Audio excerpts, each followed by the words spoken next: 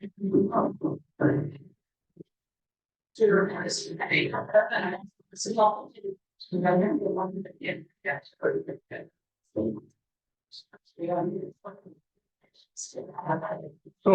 I think we should start our meeting. Dear ladies and gentlemen, liebe Botschafter, ambassadors, excellencies, dear guest speakers of the panel, I'm really glad to welcome you here in the Austrian Academy of Science, here in this beautiful surrounding. And I think there is enough opportunity to walk out and to talk to each other, which is extremely important to build up networks. At the beginning of that week, I read in an interesting article in the Austrian newspaper, Der Standard. This is a red newspaper, red because of the color, not because of the political orientation. The article was titled "The Long Road to Equality."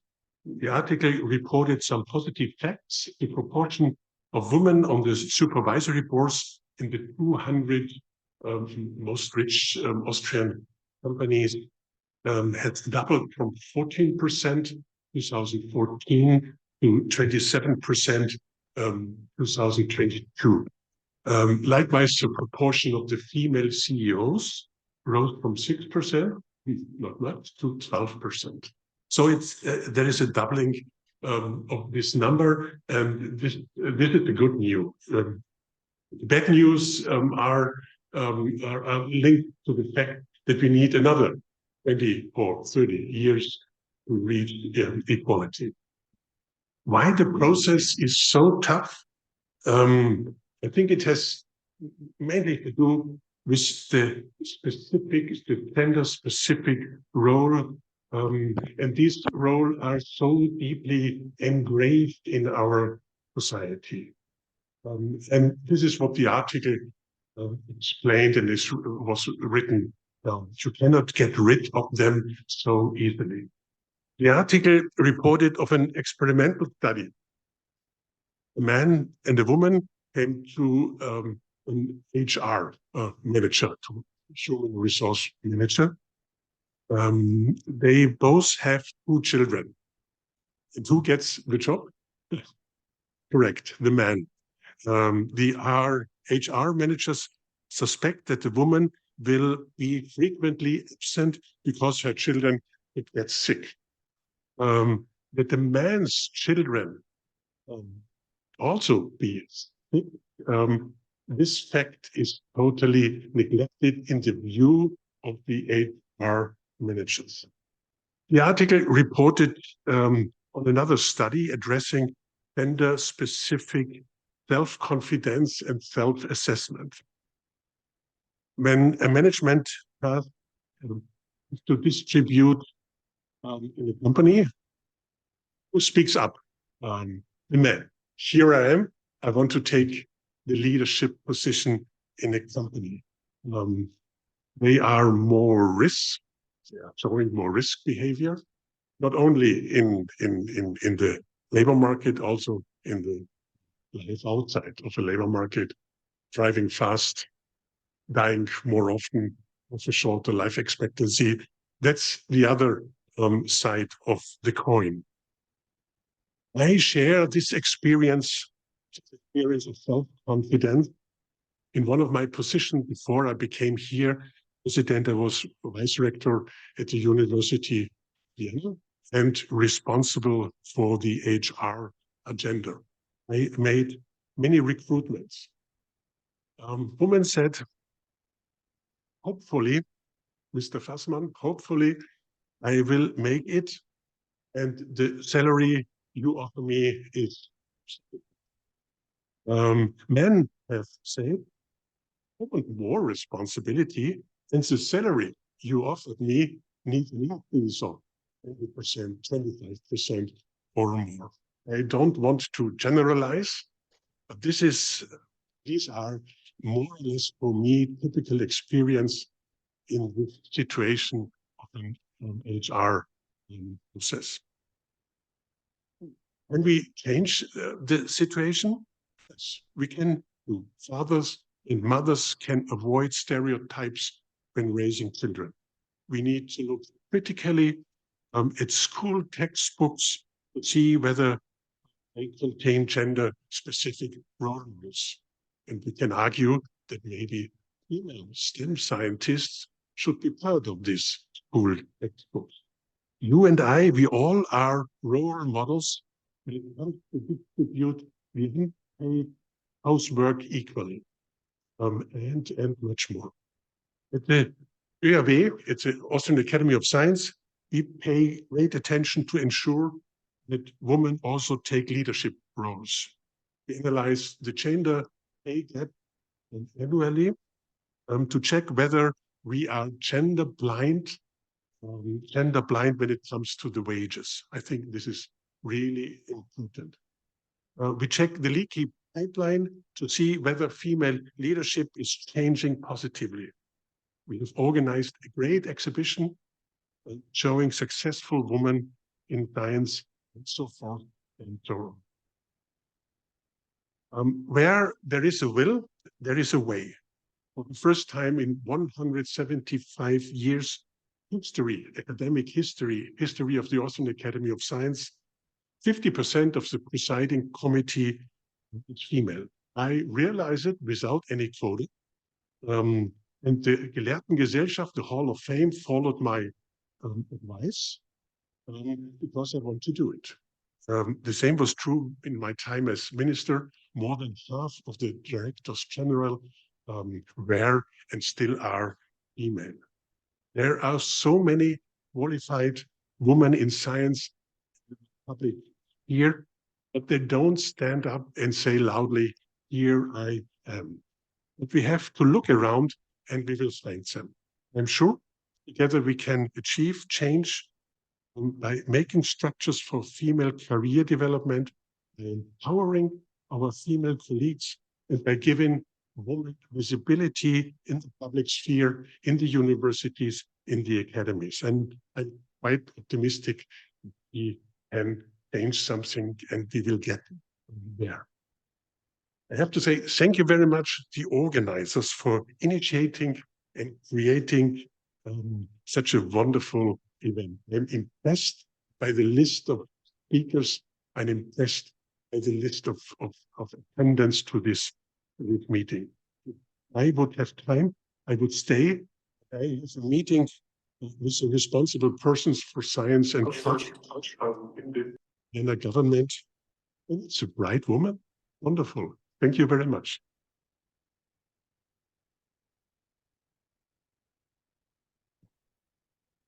What do you want to be? Who do you want to become when you are grown up? So many options, so many choices, so many possibilities to explore. Close your eyes, and in that gentle darkness, listen to the whispers of your heart. What do you truly love to do? Trust your dreams, follow your path. Some people may not believe in you. Show them you can do it. Surround yourself with friends who believe in you and support you, no matter what choices you make. Friends that challenge you to go even further than you ever thought possible. Don't let anything hold you back. Be an inspiration.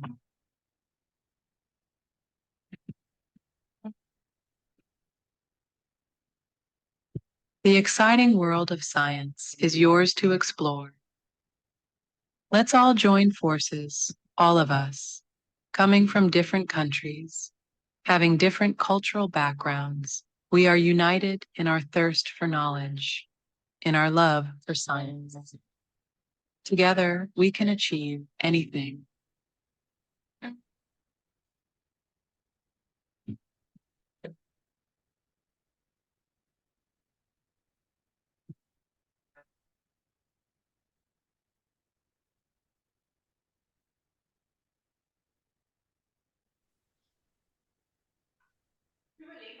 Very warm welcome to today's event. We are very excited having so many people here in the OeAW. And also, we are having followers today at Zoom. So we have a full audience following us remotely to today's event, Women in Science Breaking Frontiers. I want to start by thanking all the embassies, the diplomatic missions here in Vienna, Austria, helping to organize this event and mark this day for International Women's Day coming up. And I would actually like to start this wonderful day with a few words about my journey. So today is not about me, but still, I think it's a bit, or it's interesting because I actually started my career in diplomacy. So 5 years ago, I represented Austria to the United Nations in Geneva. And this was actually my dream career. So I've worked very hard to get there. And once I was there, I loved it. But there was some fire inside of me burning, some fire that told me with technology, you can reach so many people and impact so many lives at once if you create this one thing that can help so many at a time. So, also 5 years ago, I took this decision to quit my dream job and go into the unknown. I started an AI company together with my brother, who actually was the person also supporting me a lot because he was the machine learning architect who said, yes, we can do it, and I need exactly you to do it. And so we started our own venture. Also, 5 years ago, I spoke the first time about women in AI Austria. Actually, I joined the network Women in AI as a global initiative in Geneva, and I got very inspired from the women I saw there. It was an event in at the applied machine learning days in Lausanne. And once I went to Vienna to start my own company, they said, "Why don't you start the Austrian chapter?" And to be fair, I'm a lawyer, a human rights lawyer. I thought I can't because I would be a fraud. How can I represent a network of women in artificial intelligence having studied law? And so I was very reluctant at first. And my brother actually kept pushing me. He said, "You know what? I'm just going to explain to you what you need to know. And there's so many other basically skills you need to build up such a network. You can do it, and I will support you." And most importantly, AI is not about technology. It's about how our life will be impacted in the following years.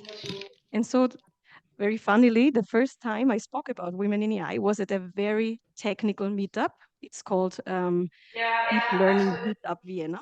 And I was confronted with 300 guys and 10 women in the audience staring at me. And I was on stage talking on why we need more women in AI.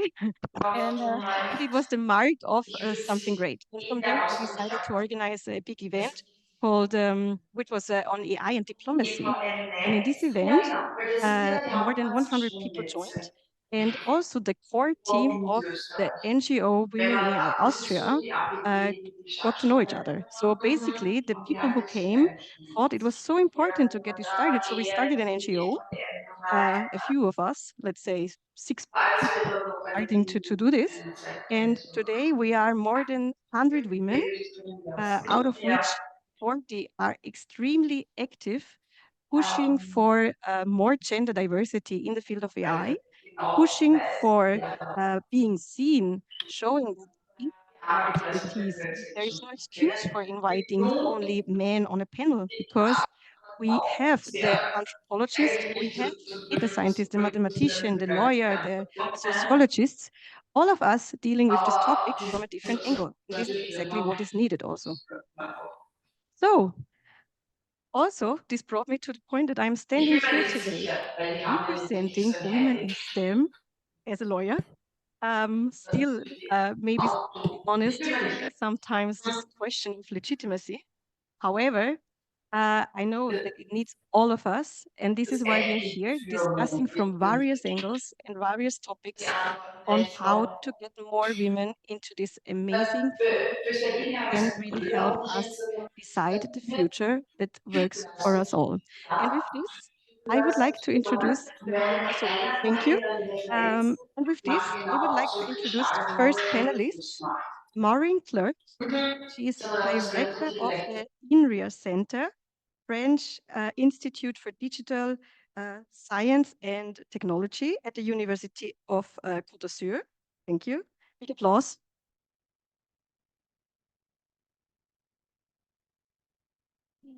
Then Sarah Dalle. She is research fellow with the lead on regulatory affairs at the European Space Policy Institute. Big applause.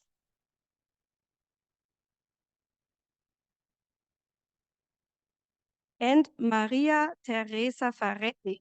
She counts more than 15 years of global experience in brain research, specializing in Alzheimer's disease and gender medicine.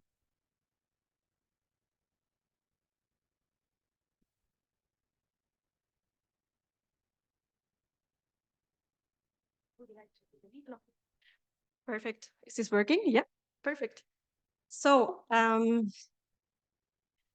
hello, everyone. It's good to see you on this panel.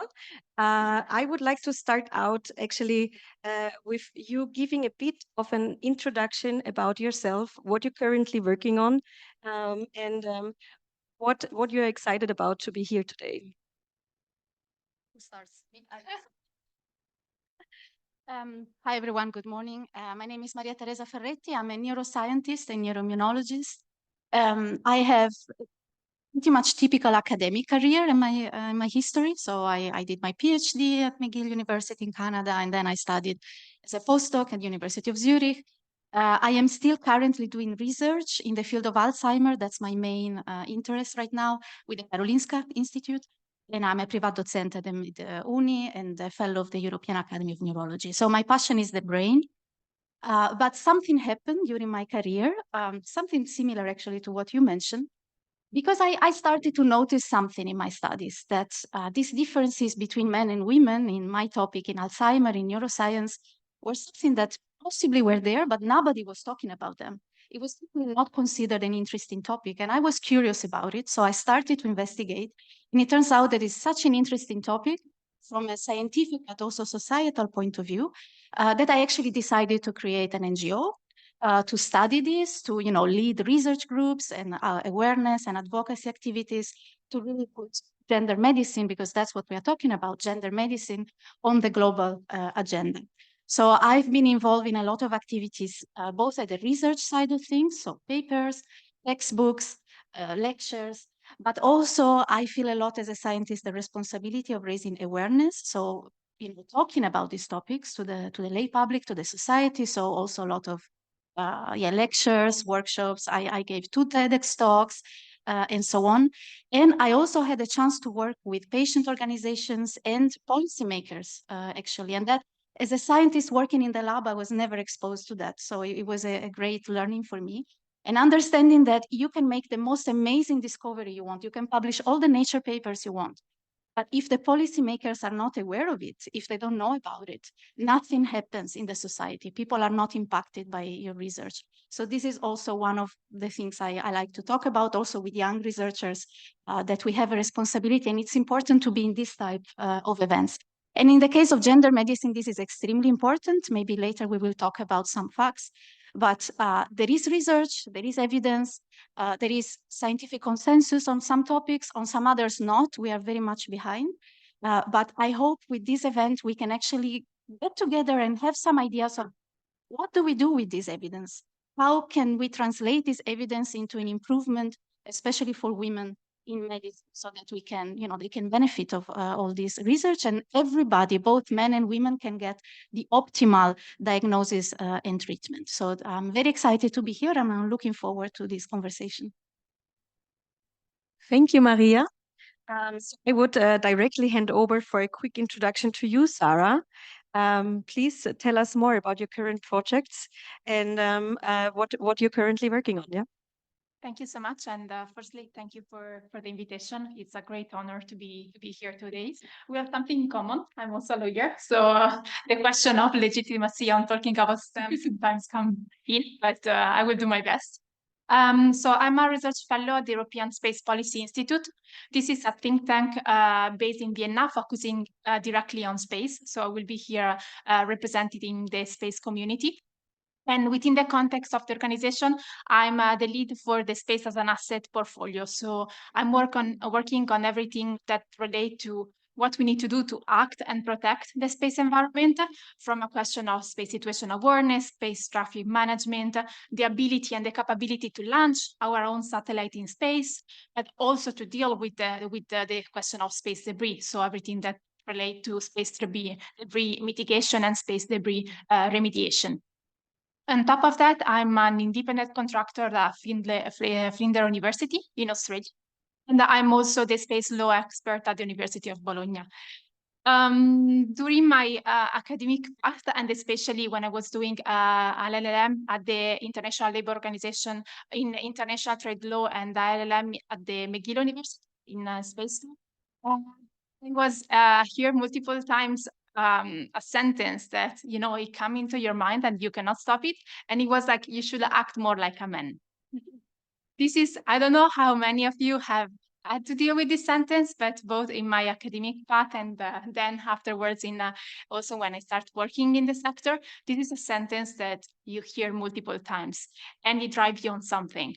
This is why actually last year, together with a few really brilliant women in the space community, we decided to also create the chapter of Women in Aerospace Austria. So Women in Aerospace Europe is an association that deals with the space community and it's based in the Netherlands. And they have, similarly to what you're doing for AI, local chapters. So in June last year, we decided to create this association. Actually, the president of the association is in the room. So please raise your hand and I'm sure we'll have a question for her.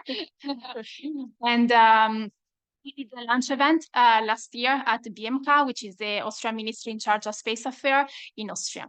On top of that, of course, I'm also presenting conference and workshop and organizing event and so on. And what was really interesting is that I did some maths actually of the last 3 years of me maybe being moderator or speaker in panels. And actually there was a percentage of 10% where I had the possibility of being in a panel with another woman, or even moderating a panel that it was not a full wall men-dominated panel. So in a sense, it's really interesting and bring me what for me is the most important things of having role models. And I think this is really what we are trying to do here, of really finding a way of having a sector where other women can feel they can identify with and mirror, can be represented, because this is what then drives you to dream about your possibility and your career in the sector.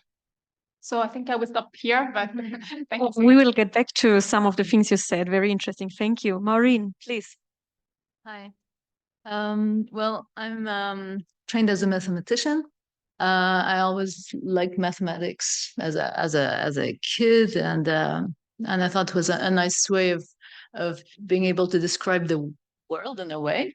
But I'm also passionate about music, so it's math and music. And when I was young, I was thinking, how could I bring the two together? It was a kind of a dream I had. But eventually I did more math, and I think the music only came quite recently into my career. Math was interesting for me, but sometimes it's true that it's very male dominated. You mentioned 10%. I had always the impression of being a bit in the lower 10% of the people I was with. And the first experience I had of this sort was in high school when I was about 15. And the math teacher, to the beginning of the year, said to the class, yeah, look at what he did. It's a good idea he had. So I went to him, I said, well, I'm not a man, I'm a woman. He said, oh, but you're good in math, so I thought you were a man.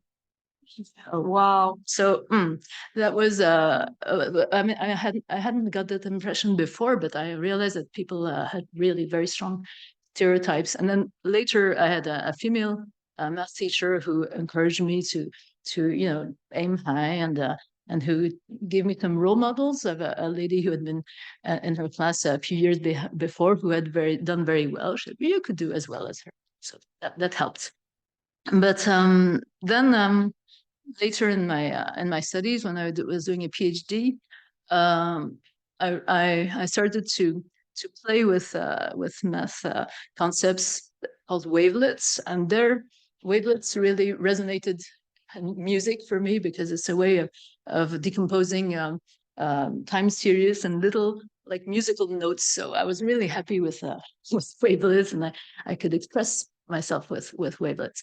And then later on, I joined a group who was I was working in computer vision, because wavelets can also be applied in 2 dimensions in space. So I was doing pictures at digital photography and stuff like that. And then people that I was working with were moving to understand how the brain does vision, not just computer vision, but also how the brain does vision, to then re-inject this knowledge into computer vision. And I started also becoming passionate about the brain, actually, and studying brain imaging and brain signals, using again wavelets or using other techniques. And then I joined an institute for digital science and technology in France, which is called INRIA, which is the main institute in that domain.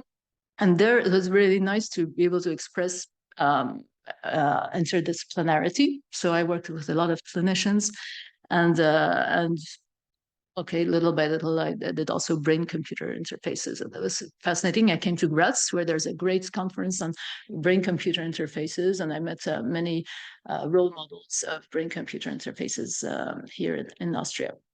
But then 5 years ago, I was asked to maybe do a career change, because after 20 years of research, I was asked to consider directing the institute that I was working in. So now I'm the head of the 600, 700 people. So it's another type of work, but I think is good. And I often hear young female scientists that are happy that I took on this job, because it shows them that things are possible, So that's really an exciting job to be ahead.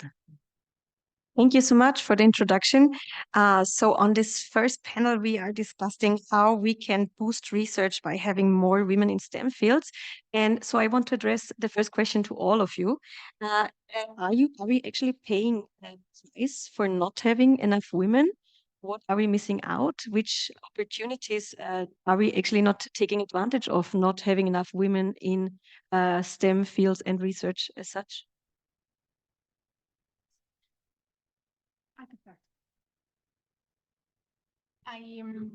So I think when we need to address this question, there is, oh, sorry, you will have to repeat multiple times today.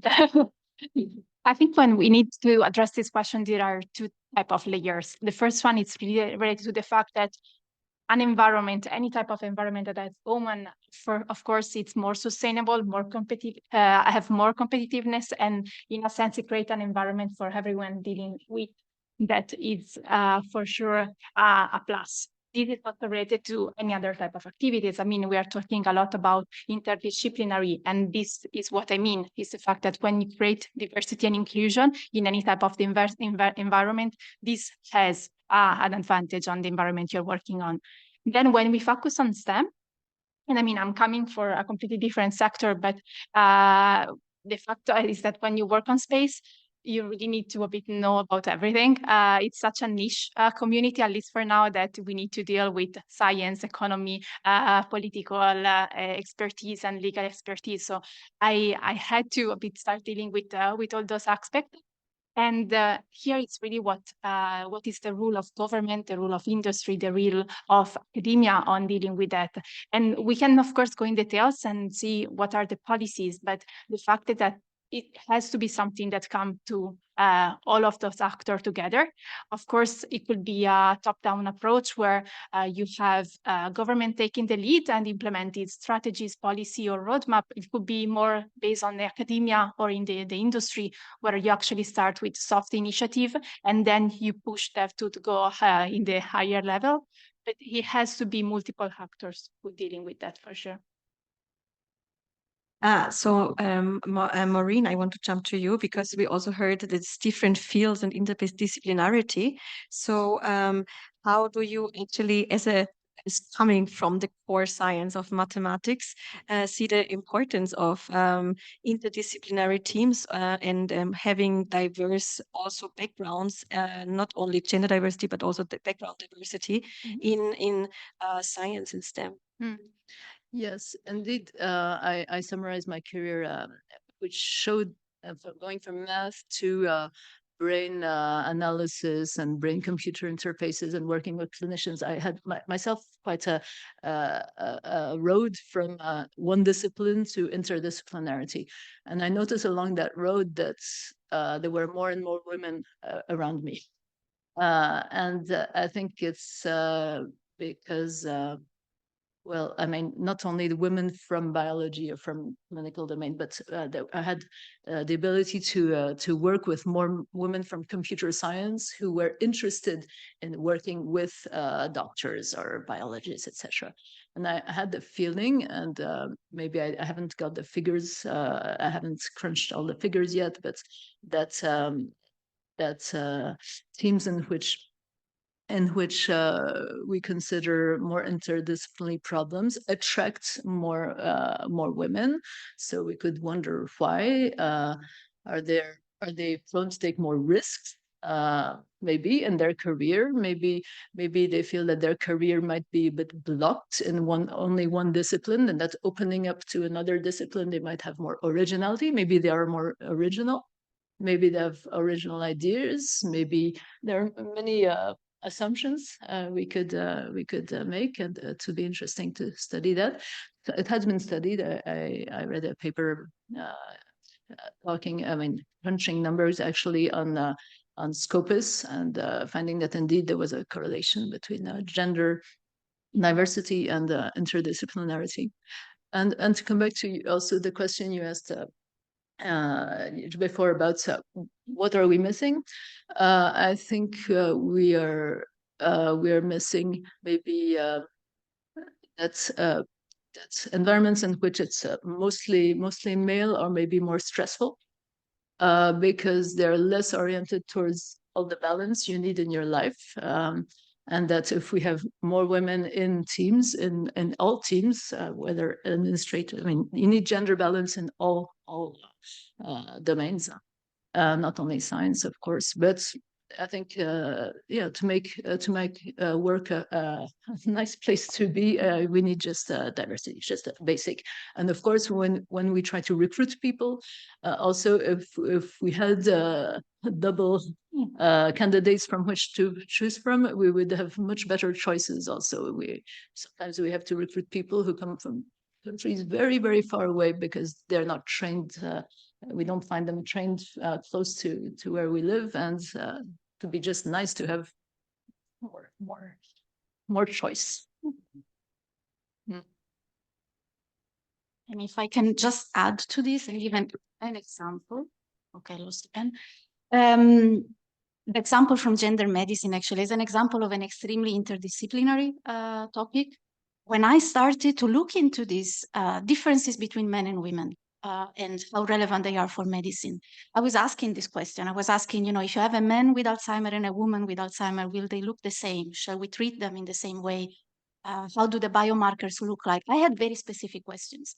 And the first reaction that I got when I started was, the big professors, male professors, I have to say, of the establishment of my field telling me, Maria Teresa, why are you wasting time with this stuff? It's not, we have bigger problems. That was the answer that I got. And it's less now, but you still get it once in a while. And I think now in hindsight, this is a big problem. When we are talking about gender medicine, we are talking about precision medicine. We are saying people are not all equal.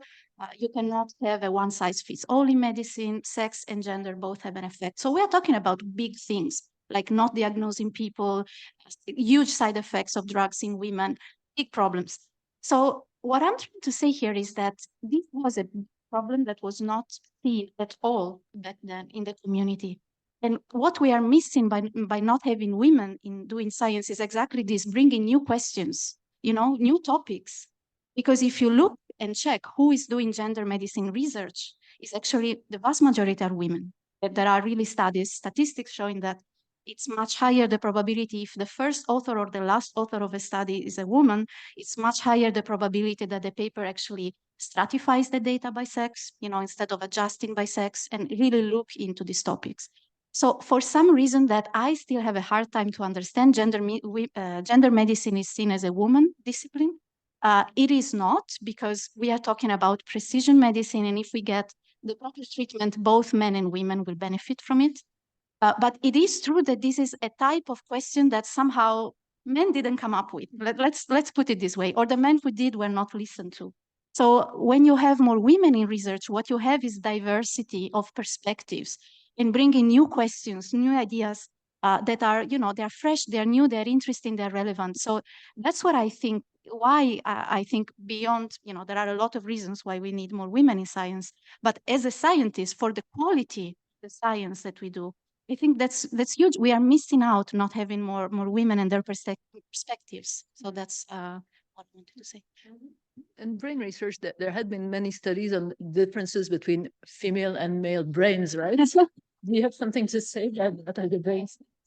And it always comes, and it's really a dreaded one. I'm curious to see so the question they asked me is, are brain from men and women different? And I tend to ask it to the audience because I'm curious to see what people think. So do you think, so I'm gonna question it like, so do you think that the brain, the shape, the morphology of the brain is different between men and women? Are brains sexually dimorphic? That's the proper way. Who thinks yes?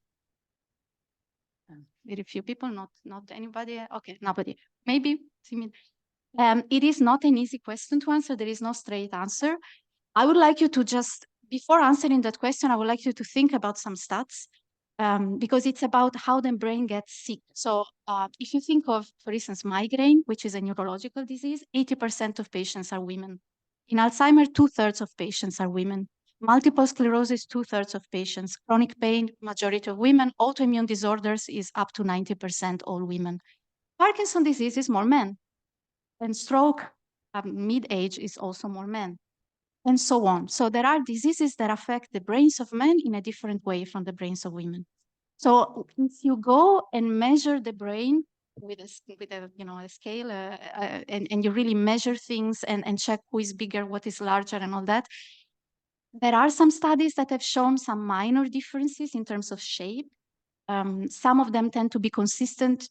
The brain of men is slightly larger than women on average, and some structures tend to show some very slight differences.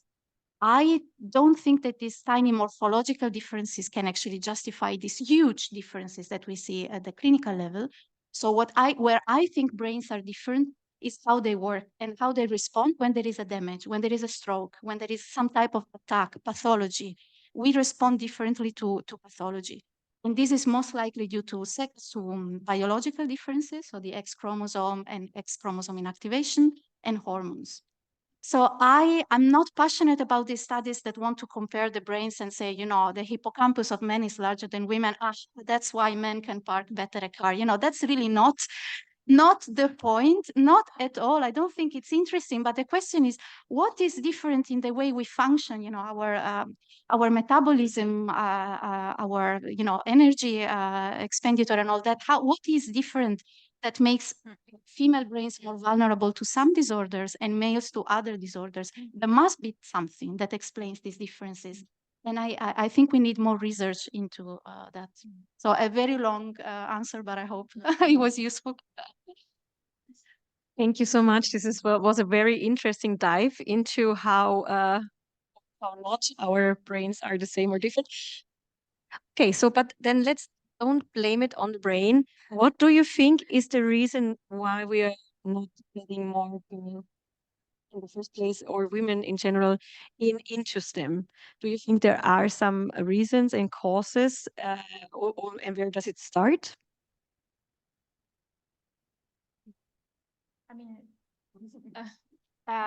so the simple question, and it's probably also the obvious one. It's really the aspect of role model. I mean, again, we can only, as human being, we can only do what we can see. And if you, since you are a child, you can mirror yourself, you cannot reflect yourself on a career path, then of course you will not even start creating your path on academic level and then on a work level to make sure that you will reach, you will get that goal. So for sure, the first reply for me will be related to the fact of not having enough avenues for talent women, where not having enough diversity.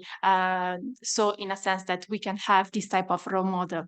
Then on top of that, it's really, again, for me, the rule of government, industry, and academia on that. And there are policies that we can implement. I mean, I hope we will have the chance to discuss that, but even in terms of gender disaggregation of data, we can pass a legislation or creating standard related to transparency, so to make sure that we have proper data on gender, and with that we can also look at the policies that companies can create and establish it to make it sure to be enough attractive for women.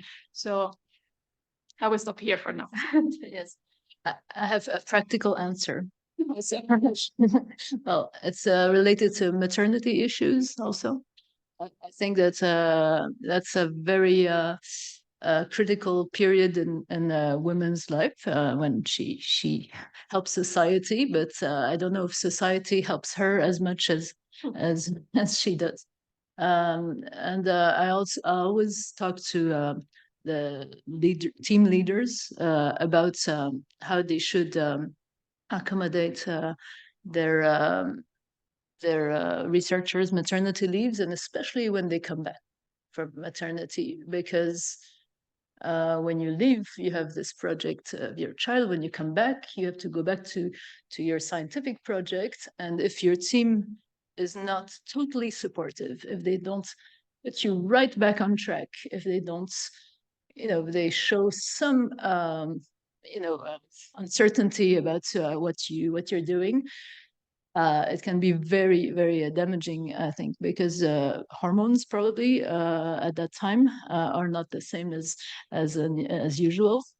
So you're very susceptible, and so that I think that's a critical time, and that we should be very attentive to supporting women when they come back from maternity leave. And of course, for them to be able to come back, there also has to be all the childcare system there, and also the fact that the time that it takes to secure a permanent position is too long in general, and that is really hinders female careers, because, well, who is going to take care of kids? And during that time, even if there are two scientists living together, well, maybe the female scientist will be hindered, and then she will go to another job, another paid job, and she will disappear from science. So I think, well, there's education, younger kid education, of course, but there the things that we can act on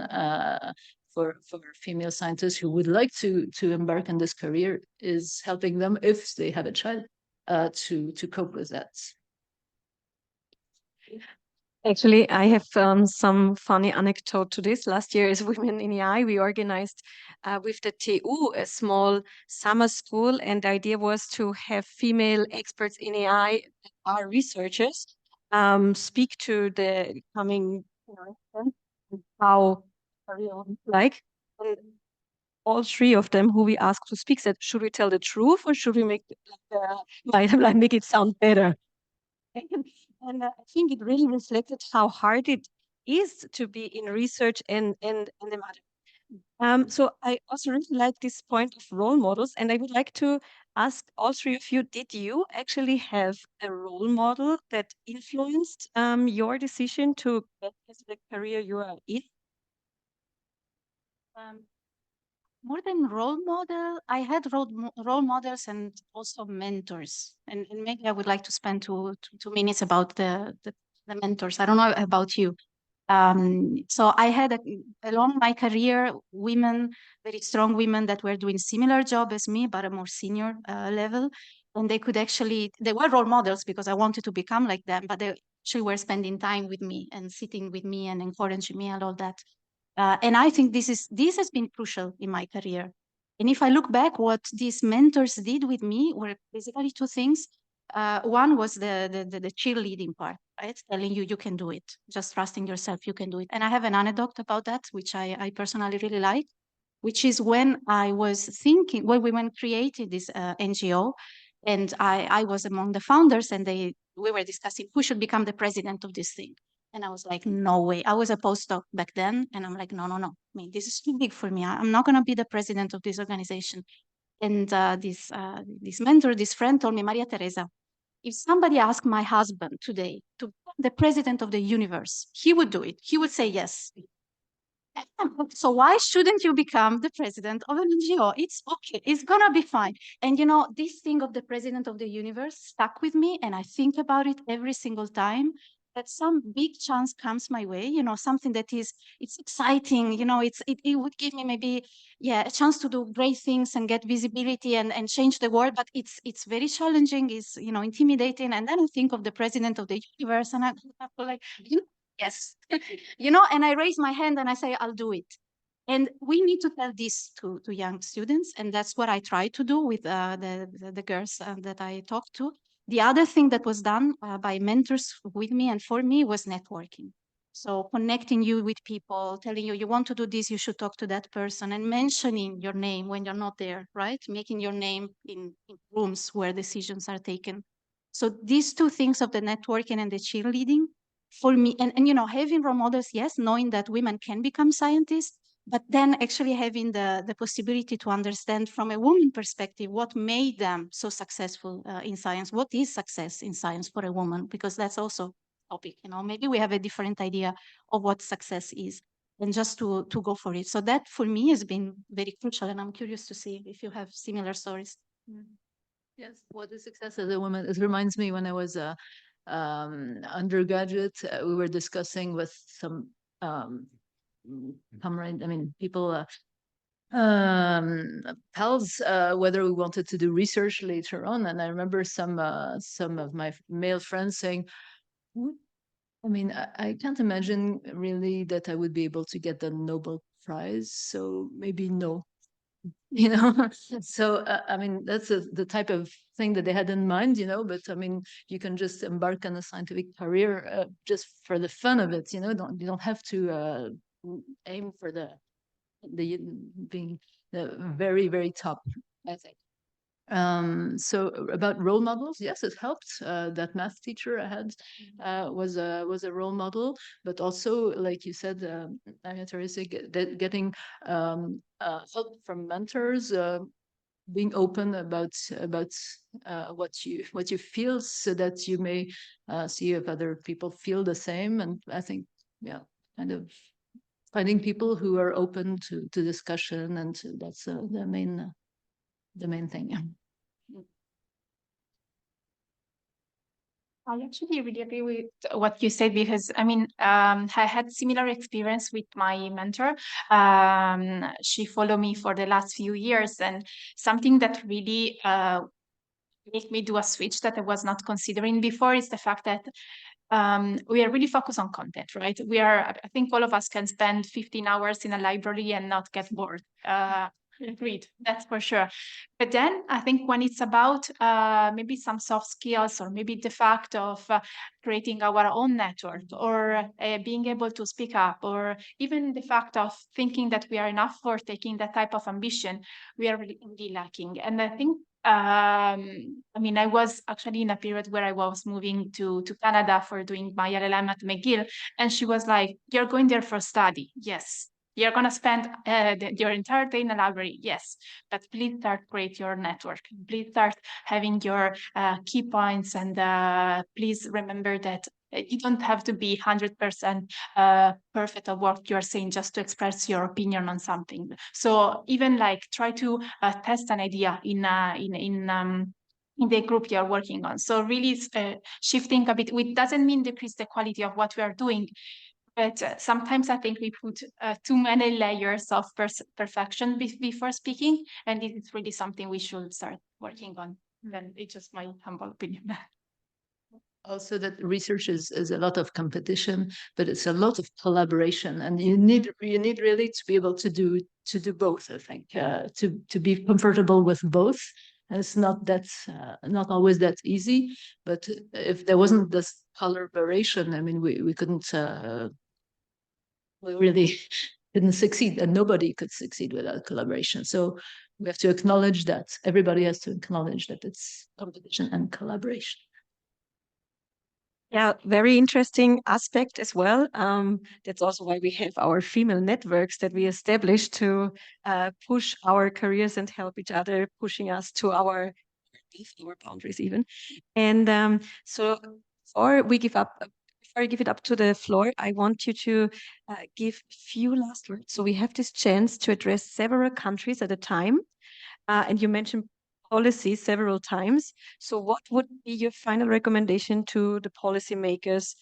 What would be needed to get more women into STEM and research?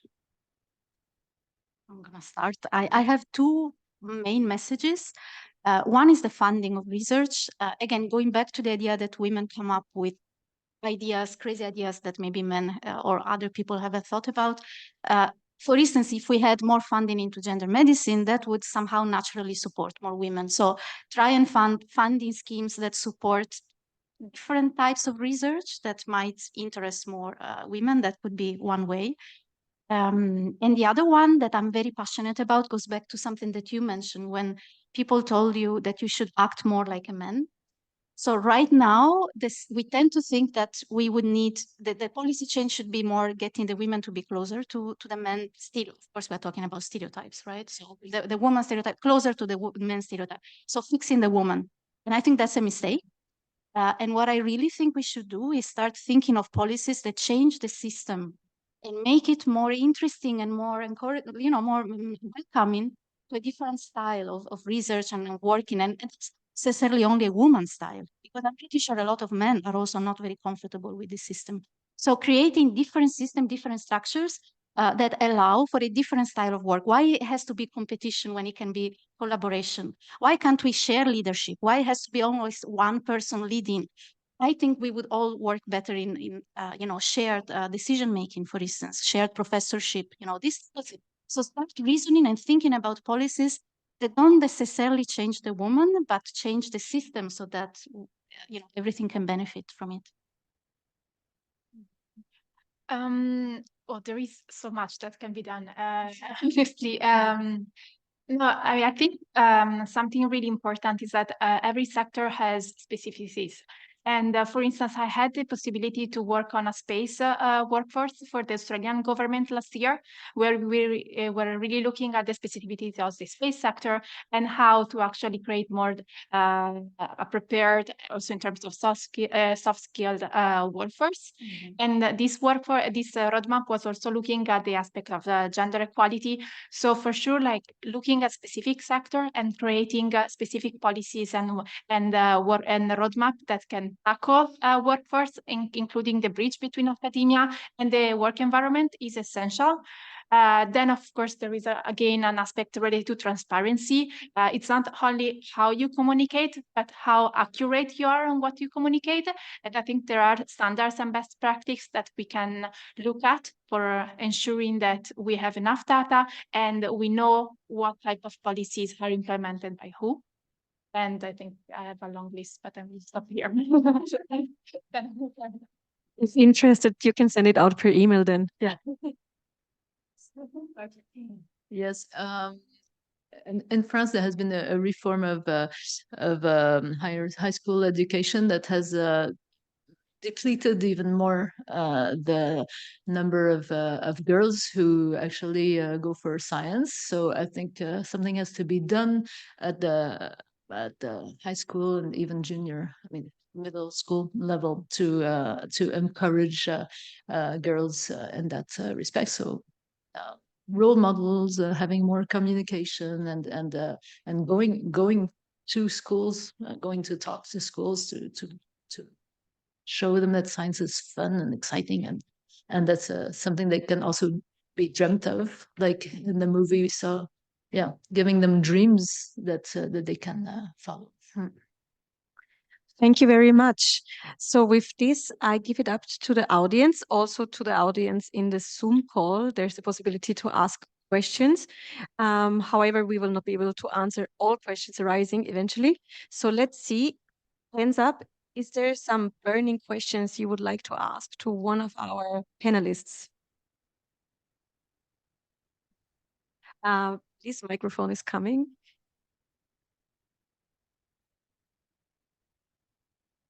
First of all, I would like to present myself. My name is Desislava Nadinova. I'm the ambassador of the Republic of Bulgaria here in Vienna. And I would like to thank the organizers, the Austrian Academy of Science, and all the colleagues, embassies, for organizing this discussion, and for you for bringing all these important questions. I can only agree that more women in STEM are needed, not only for moral or social reasons or to fill gaps in jobs, but also because we need the innovative capacity of women. And as you probably are all aware, there are many studies showcasing that actually more women in engineering and technology would lead also to greater competitiveness and to more profits, actually in trillions increase of GDPs. What is the situation actually? What is the proportion of women in science and engineering? In Europe, the majority is dominated by males. And this influence, of course, the results. In Bulgaria, we're lucky. The women scientists and engineers are the majority. And there are a couple of countries in Europe that the case is such. Actually, female researchers Bulgaria, in terms of female researchers, ranks among the top 3 countries. And when it comes to new technologies, Bulgaria ranks first in terms of presence of female in information and communication technologies. And partially this could be explained by having long traditions of women studying and working in the field of technology and engineering, but of course it could not be taken for granted. And support is needed for women, not only for those already working in this sphere, and we are all aware of the challenges women face. And COVID exposed actually some of them severely, but also support is needed for those that are about to choose this path. And we have identified several aspects, and you have mentioned some of them. We need more mentorship and leadership programs. We need more information campaigns to raise awareness, to give also more visibility. And we need strong support for girls in science, and having workshops for building those skills that could help women assert themselves in this sphere. Thank you once again for raising all these questions. Really interesting discussion. Thank you. Thank you very much for the comments. Please. I'm Simona. I'm on the board of the Austrian Society for Immunology, and I represent the gender group. And I have a question about Austria in particular. So you guys have experience in Austria as a scientist, and do you think that currently the WWF and other funding entities can address gender issues enough so that you actually do have grants, even if you're a woman with children, and if you have gaps in your publication years? And do you think this is actually enough, what has been doing now for that?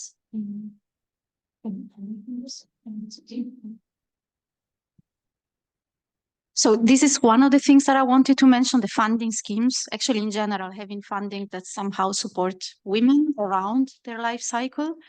I really can't comment exactly on what the Austrian system is doing, but I would be interested in hearing your opinions of what should be done, you know, because I think this is a nice place to propose some ideas. And basically in all countries I've been living in, some type of initiative has been proposed. It's a start. And then there's also a little bit of playing around and seeing what works, what doesn't work. For instance, this is going to be controversial. In Switzerland, there is a specific fellowship for women scientists, also a good one, which is supposed to launch your career. However, right now I'm aware of women not applying for this, because then you have the, you know, you got it only because you're a woman, not because you're a good one. So they're not applying for it. So, you know, you start with a very good idea and something that is supposed to help, but then when you try it on the field, it doesn't work. So I think we are in this phase of trial and error, and I would be very interested in hearing maybe what you think should be needed here in Austria, and if anybody has suggestions for funding. Yeah, it's not easy. It's not as easy as you think it would work in a certain way, and it does. I can only share from the Women in AI perspective. We are involved in many funding projects, and we have many funding partners coming to us desperately looking for women in AI to collaborate in projects. So we get a lot of requests for active participation, but also for letter of intent supporting some research projects. And from a company perspective, since I'm a founder, there has been a lot of attempts trying to push. So one agency, for example, the Austrian Wirtschaftsservice, they require, so if you have one female founder with at least a certain percentage of the share of the company, you would get, I think, some percent more of funding. And other projects have smaller initiatives, like you get 5,000 euros if you have a female founder on board, but they also need to have shares above a certain percentage. And I think this is a very good move to really also link it to the percentage that the person has. But that's what I'm aware of. But maybe we can discuss in a follow-up.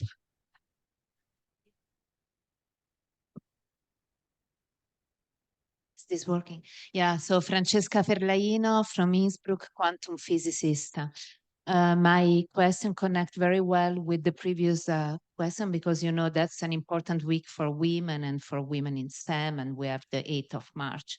And just yesterday, the FWF have released the press release, let's say, communicating that one of the funding scheme, actually the only funding scheme dedicated to women, to senior postdoc, which is called the Elserich, have been cancelled. This open, in my opinion, really a lot of discussion, in the sense, I mean, also connecting with what you are saying. Is this now a brave move? Is the right move to cancel? I mean, the FWF is our main funding agency in Austria. So it's really the funding agency where scientists go to ask for grant. And so it has a huge impact in the career model. And their approach, they had 2 women-based funding scheme, one for postdoc at the initial stage. These have been canceled, I think, 4 years ago or something like this. And now the second one for the senior postdoc canceled yesterday. And instead of having this, let's say, woman-dedicated grant, they made a different move, and they decided to, let's say, have a generic call, very different from postdoc call, I would say, which is open to everybody, but somehow then blocking some women quota. Now, the question for me, which is a bit of a dilemma also, is it a quota within a generic funding scheme better or worse than gender dedicated grant? And certainly I would have wished a more broad discussion, that the FWF would have opened a more broader discussion before making such an important move. I would say that was a big surprise. Yeah. If I can quickly comment, I think, and it's going to be a really generic reply, but when it's about quotas and when it's about percentage, I think it's really impossible to generalize. I mean, we need to look at the specific cases at the specific sector, and then looking at the reasoning for canceling such a postdoc opportunity or not, but in general, I think we all agree that, and your example about Switzerland and the fact that then you do not apply because you don't want to be the one choose because of that. I mean, create an environment that has some blocking points, and especially then to be developing your career path. So I will again maybe mention the fact that for me, quotas like has to be look at doc, and there are so many steps that you can take before that. Again, it's a question of disaggregation of data, especially related to gender. It could also be the fact of having specific strategies, but I mean, every sector has its own specificities, and it's really difficult to generalize because, of course, there are blocking points in each decision and priority.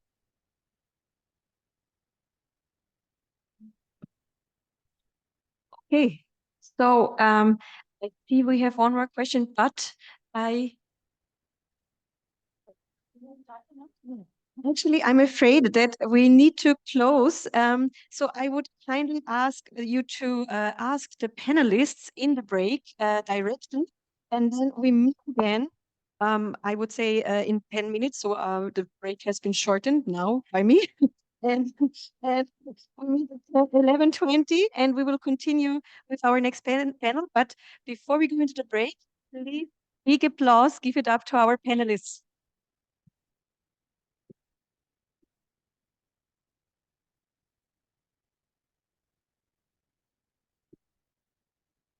Thank you so much. It is interesting. And then I really liked, I'm going to take it up, change the system, not the woman. So thanks.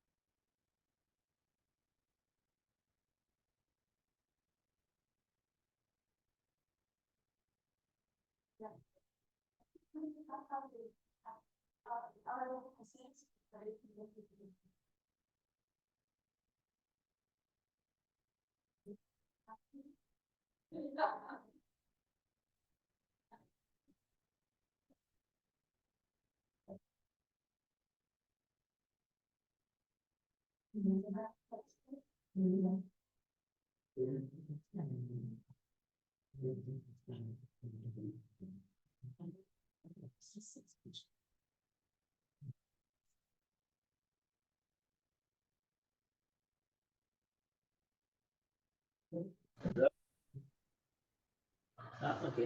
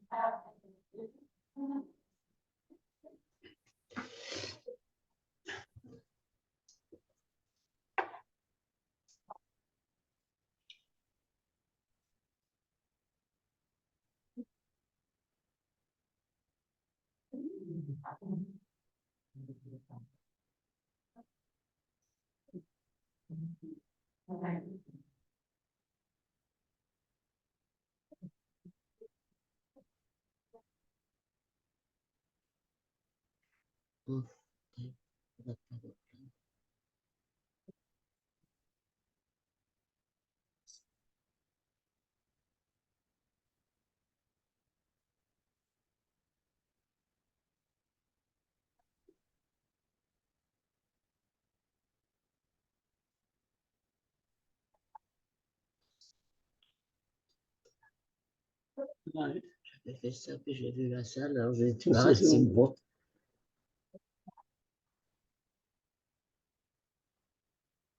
Is it on? Ça, on ne sait pas ce que c'est, ils n'ont pas repris. C'était comme ça tant qu'ils n'ont pas repris la session.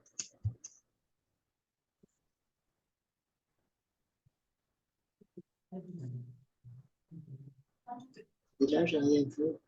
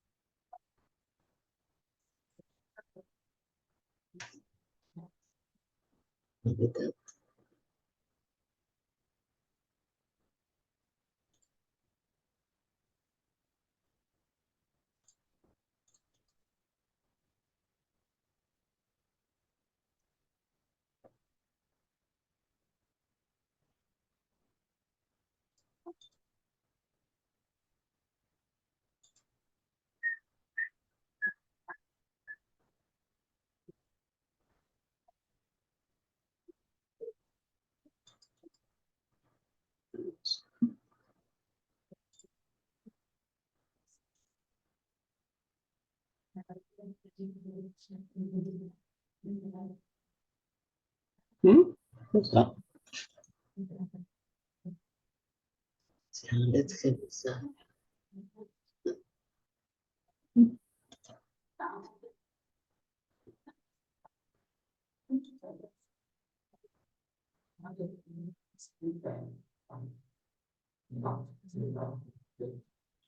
Comment ça peut faire?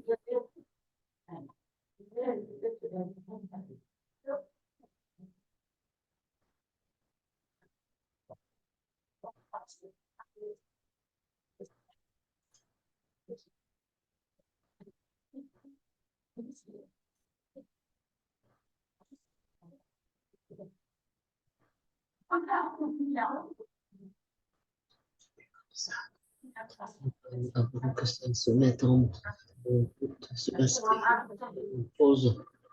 Et ils font leur pause café, quoi.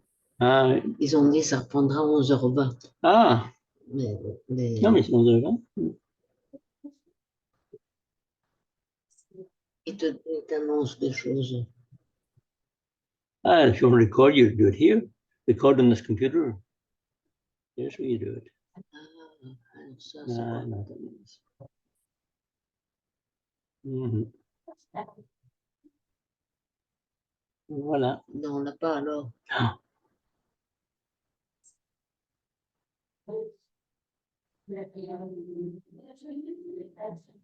Now these are the participants. Participants.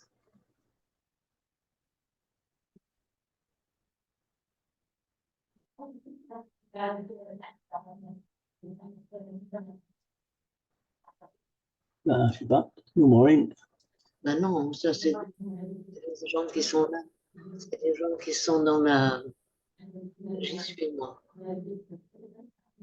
Ça les participants. C'est ceux qui écoutent, Ah oui. ceux qui sont linked.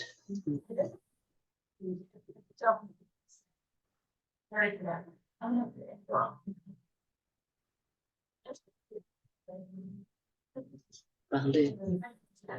Hein, les trucs qui font les chats.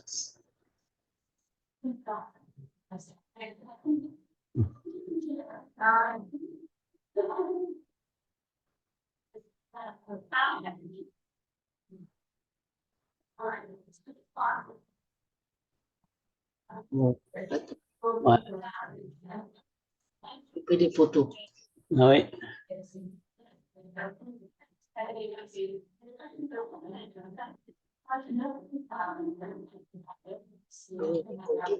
Ça veut dire peut-être alors.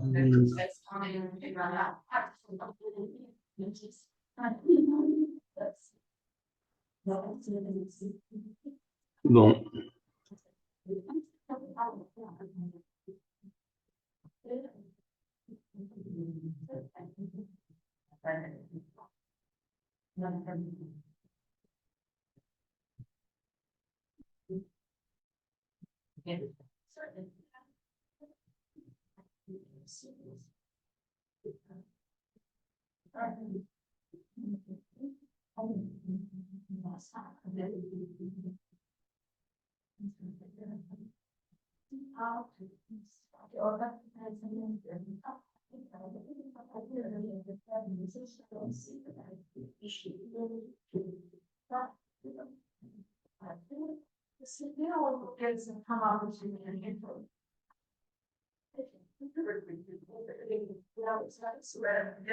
I think so. I think that if they pick up time, some few minutes, like it won't be anywhere in teacher line in the middle. It's gonna be in the middle, very perfect. Right around, yeah, so they can power it and that light. Yeah, that's all.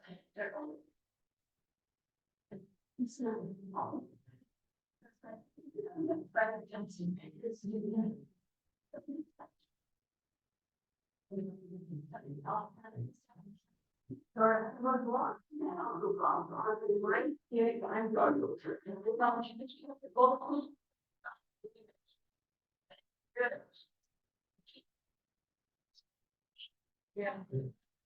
Yes. They're moderate. I thought that came out.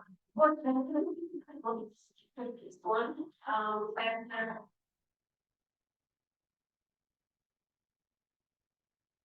I think that is my thought. But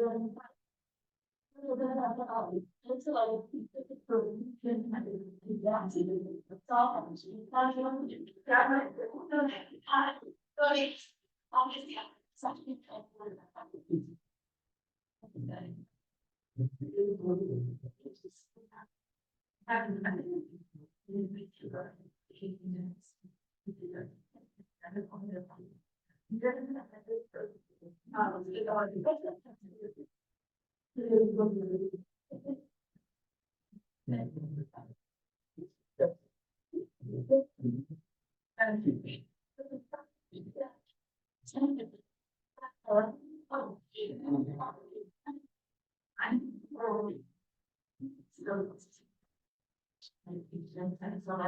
And the order of, so we're just talking, we're just.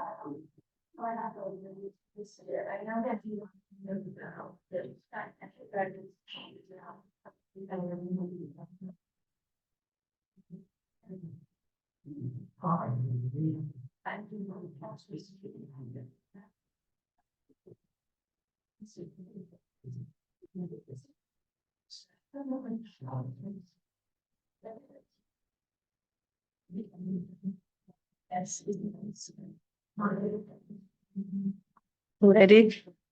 Set.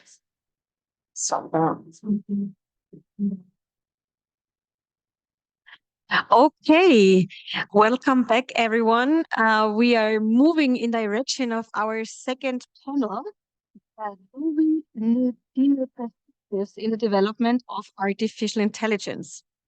And I'm here with distinguished speakers who traveled far from other parts of Austria until other parts of UK and also from Canada. Did you come from Canada? From France, sorry, from France. And this is because but I think from the Canadian mission, right? Yeah, so this was a mistake. Sorry. And I'm very happy to introduce right next to me, Gülser Conrad. She's the founder of No Bias AI ? Global initiative that she launched in 2022, and she will tell us more about that later on. And she also previously served as director of gender equality at UNESCO. Then you see Judy Weissman. She's professor of sociology at the London School of Economics, and she's also a fellow at Alan Turing Institute, where she leads the Women in Data Science and Artificial Intelligence Research Project. And on my outer side left, Eva Eggeling from Fraunhofer Center for Data-Driven Design with business units in Graz in Klagenfurt. And today, with these three experts, we are going to discuss how important it is to have women in artificial intelligence. Small applause or big applause, give it up to.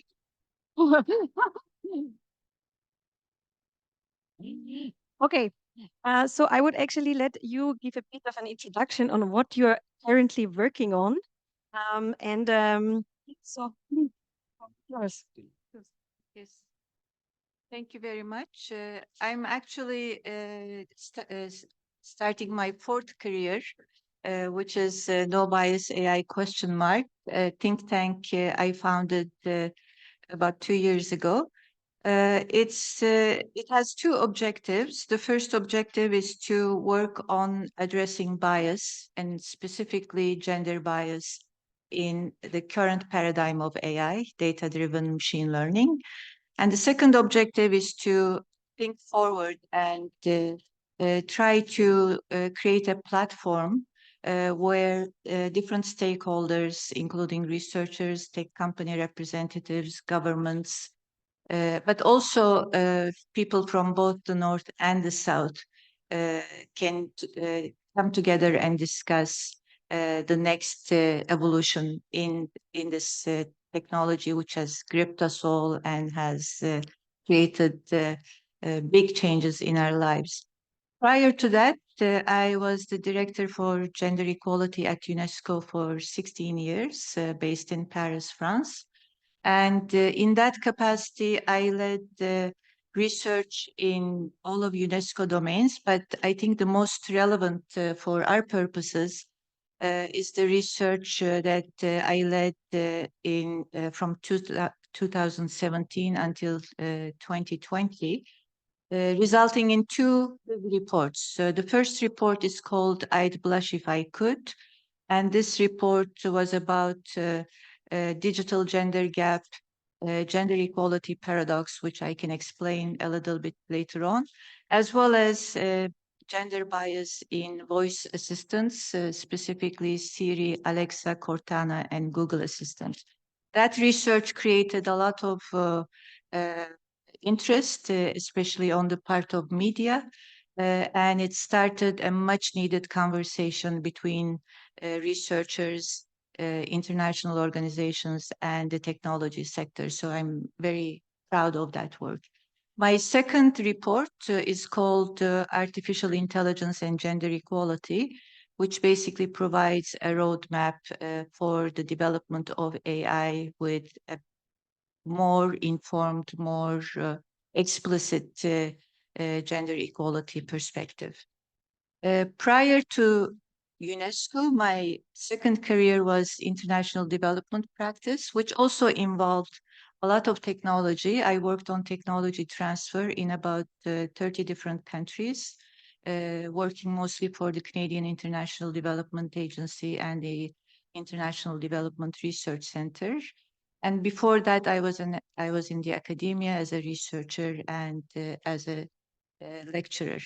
After today, I think I'm going to start the fifth career because Maria Teresa really inspired me. I want to study neuroscience and get into gender medicine. So thank you.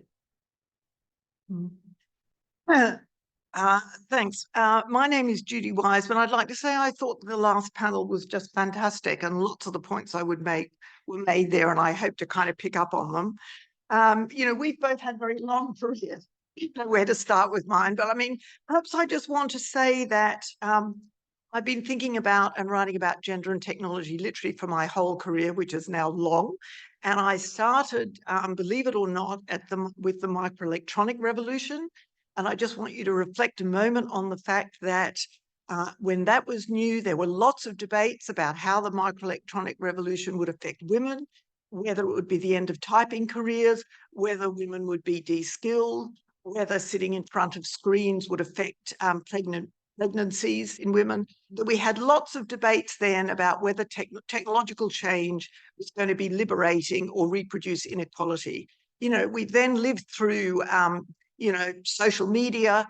We've had lots of rich feminist work, you know, analyzing these things for decades and decades, and schools of feminism, cyber feminism and cyborg feminism, and all sorts of feminisms, from second wave feminism and now third wave feminism.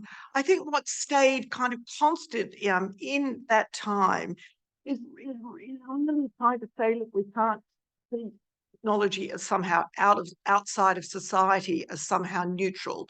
That what's clear right through all these revolutions is how much technology is embedded in social relations, in power relations, and that while we've got a society that is marked by gender divisions and gender power relations, that we're going to see this in the technologies. And I Blush If I Could is just a wonderful classic example of how absolutely, if we live in this kind of society full of these stereotypes, then we shouldn't be surprised that the technology we produce kind of reflects these things, and that we need to always be kind of demystifying technology. I mean, technology is wonderful and will offer wonderful things, but we always have to not think of technology as the solution to problems, as somehow this neutral, objective, wonderful thing that is going to solve social problems. And I guess just two other things, because I can go on forever.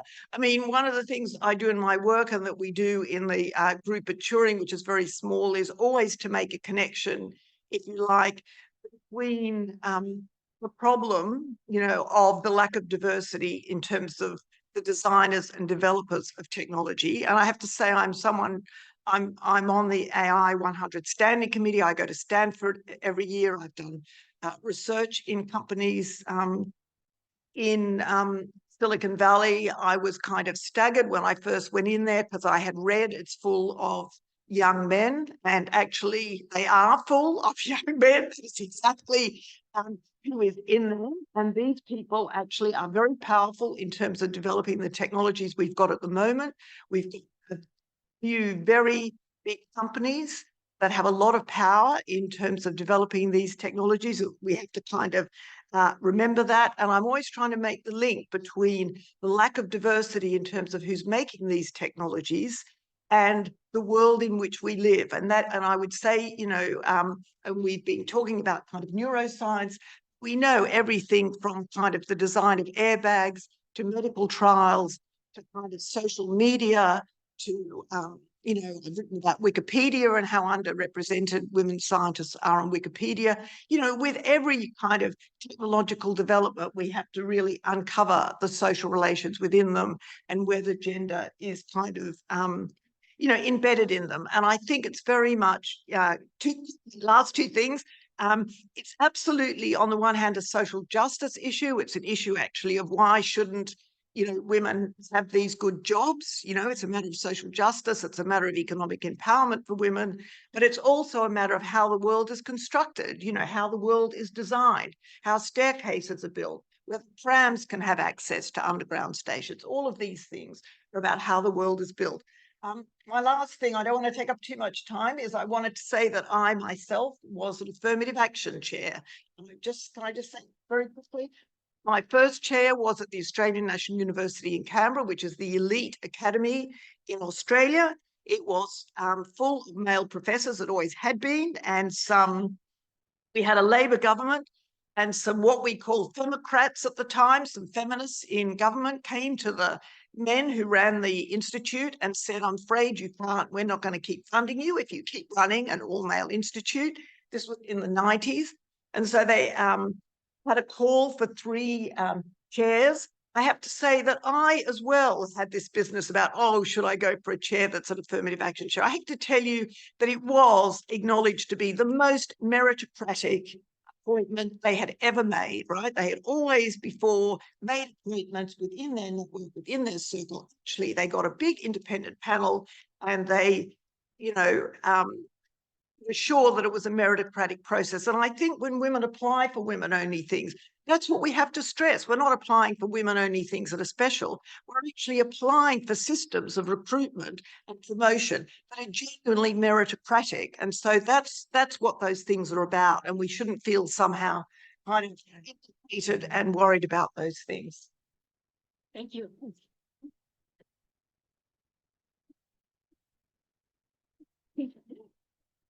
So I'm really honored to be in the panel with these 2 eloquent ladies.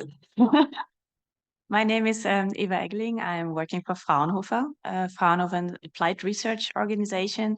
So we are building a bridge between academic research and develop solutions for industry and society. And I'm a mathematician, and I started to study math because I couldn't decide what other science I would deep dive into. So I started with math, and I got stuck there because I think that math is the baseline for everything. It's a basis, and so is for artificial intelligence. So I'm the director of the Center for Data-Driven Design, and the name Data-Driven Design is also the red line for our projects. So we develop solutions based on data to fit best to industrial need or society needs. So solutions based on data. And of course, these solutions should be good, the best, optimized, whatever, but they also should be fair. So I think the math itself is very objective. So there's no influence in the math formula, but if you use the data, of course, there's where things can get wrong. I'm part of the Women in I family, and I think I wasn't a feminist as early as you. But the older I get, I think the more important I felt it is to have a good network, to have a good female network, because the colleagues have it anyway. So we should start and proceed to support each other as women in science and in all these fields. So that's why I'm very happy to be here and give my 2 cents of insight from the math view. What I wanted to add is I worked in 4 countries in my career. I'm originally from Germany. Maybe you don't hear it when I speak English, but in Austria, after one sentence, it's completely obvious that I'm from Germany. So I started there, then worked in Israel at the Weizmann Institute for several periods, then USA at Carnegie Mellon University, and then came back to Austria. And I think, it's a long time that I left Germany. I cannot talk about the conditions there in detail, but I really appreciate it in Israel and also at the Carnegie, is that it doesn't matter who you are. If you have a good idea, then you are in. So it's the brain that counts. So it did not matter that I was a woman in this team because they were really knowledge oriented. In Israel, you don't have to tell the kids, okay, you better learn at school, you need a good education, because they know it's essence. It's the essence. So everybody there was very inspiring for me. And in the United States, when Obama was president, not Trump, I think a lot of things changed there.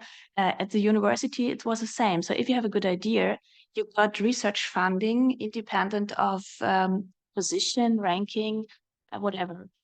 So maybe these were insulas of happiness for me.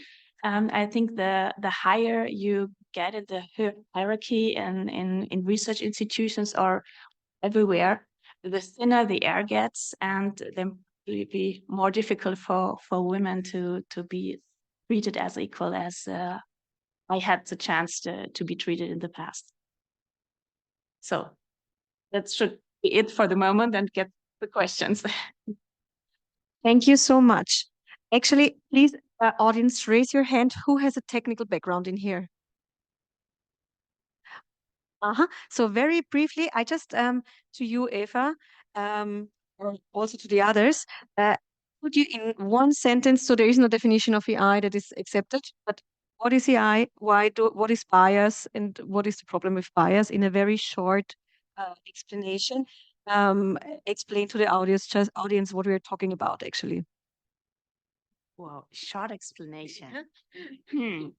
And no formula, right? I would describe AI as the method or technology or strategy to get machines to produce results that imitate human decisions. What is the sentence? Yeah, so I think this is what I want to say. So it's machine intelligence based on data.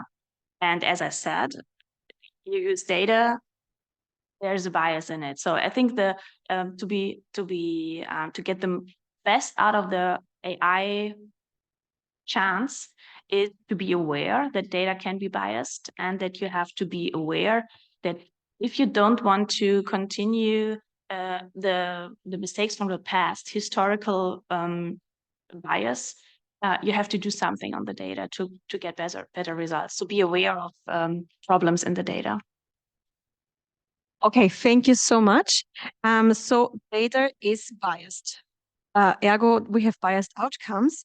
And this would lead me to this very challenging question that I already raised before we met for this panel here.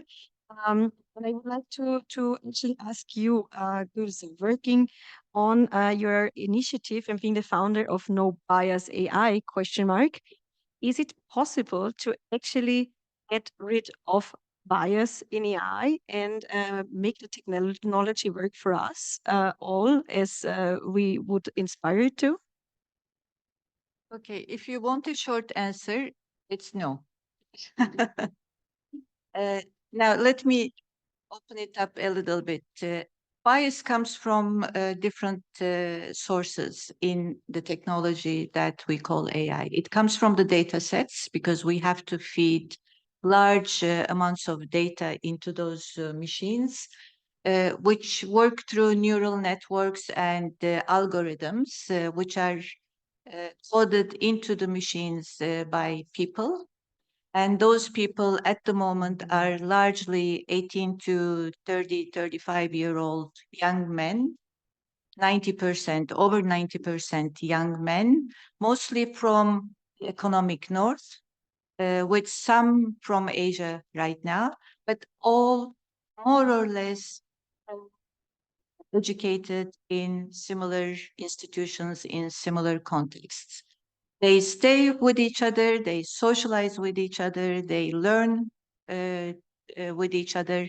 And in the technology companies that Judy mentioned, the few that are leading the race, They operate in a culture, organizational culture, which is called a bro culture, a brother culture, where they really reinforce each other's value systems, each other's beliefs, each other's thinking, which includes their worldviews.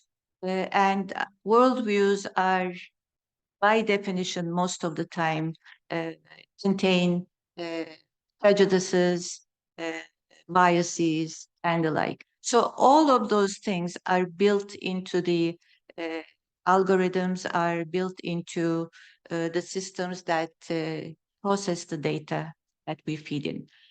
The bias in data comes from the sources where we look for the data, mostly internet. So most of the data that is used in data-driven machine learning comes from the internet. Just to give you one example, while at UNESCO, we had a campaign about it. I'm sorry that Swedish ambassador left because she was the Sweden led that effort. We had a day every March 8th on International Women's Day. We had a collaboration with Wikipedia.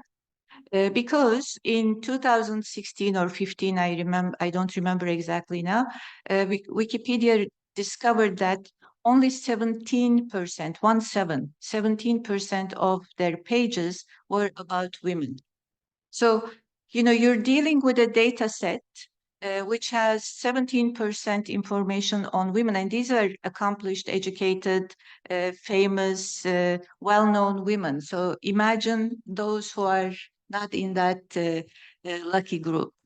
We heard the scandal a few years ago. A Canadian scientist won the Nobel Prize for one of the scientific fields. He didn't have a Wikipedia page because they didn't think she was important enough. So then they had to, but then, you know, you have 18-year-old young men who are who have their own Wikipedia pages because they did something or other. So data sets are incredibly biased against women. And I'm not even talking about other social groupings that are not represented there. Data sets are largely about people who put in data into the internet through various mechanisms. So there we know it's mostly middle-aged men from the north, again, the economic north. So you are dealing with data sets that are incredibly questionable. Then you have the algorithms written by the young men from same circles. Then you have the black box, and nobody knows what happens in the black box, including the scientists who develop those black boxes. And then you get the result. So in the words of this very brilliant AI researcher at Stanford, I think, Fei Li, she says garbage in, garbage out. So now, can we remove bias? Unless we find a way to change the imbalance, gender inequality, and I'll speak about gender mostly here, in terms of internet access, in terms of internet skills, in terms of digital skills, you cannot really improve the data that comes from that source.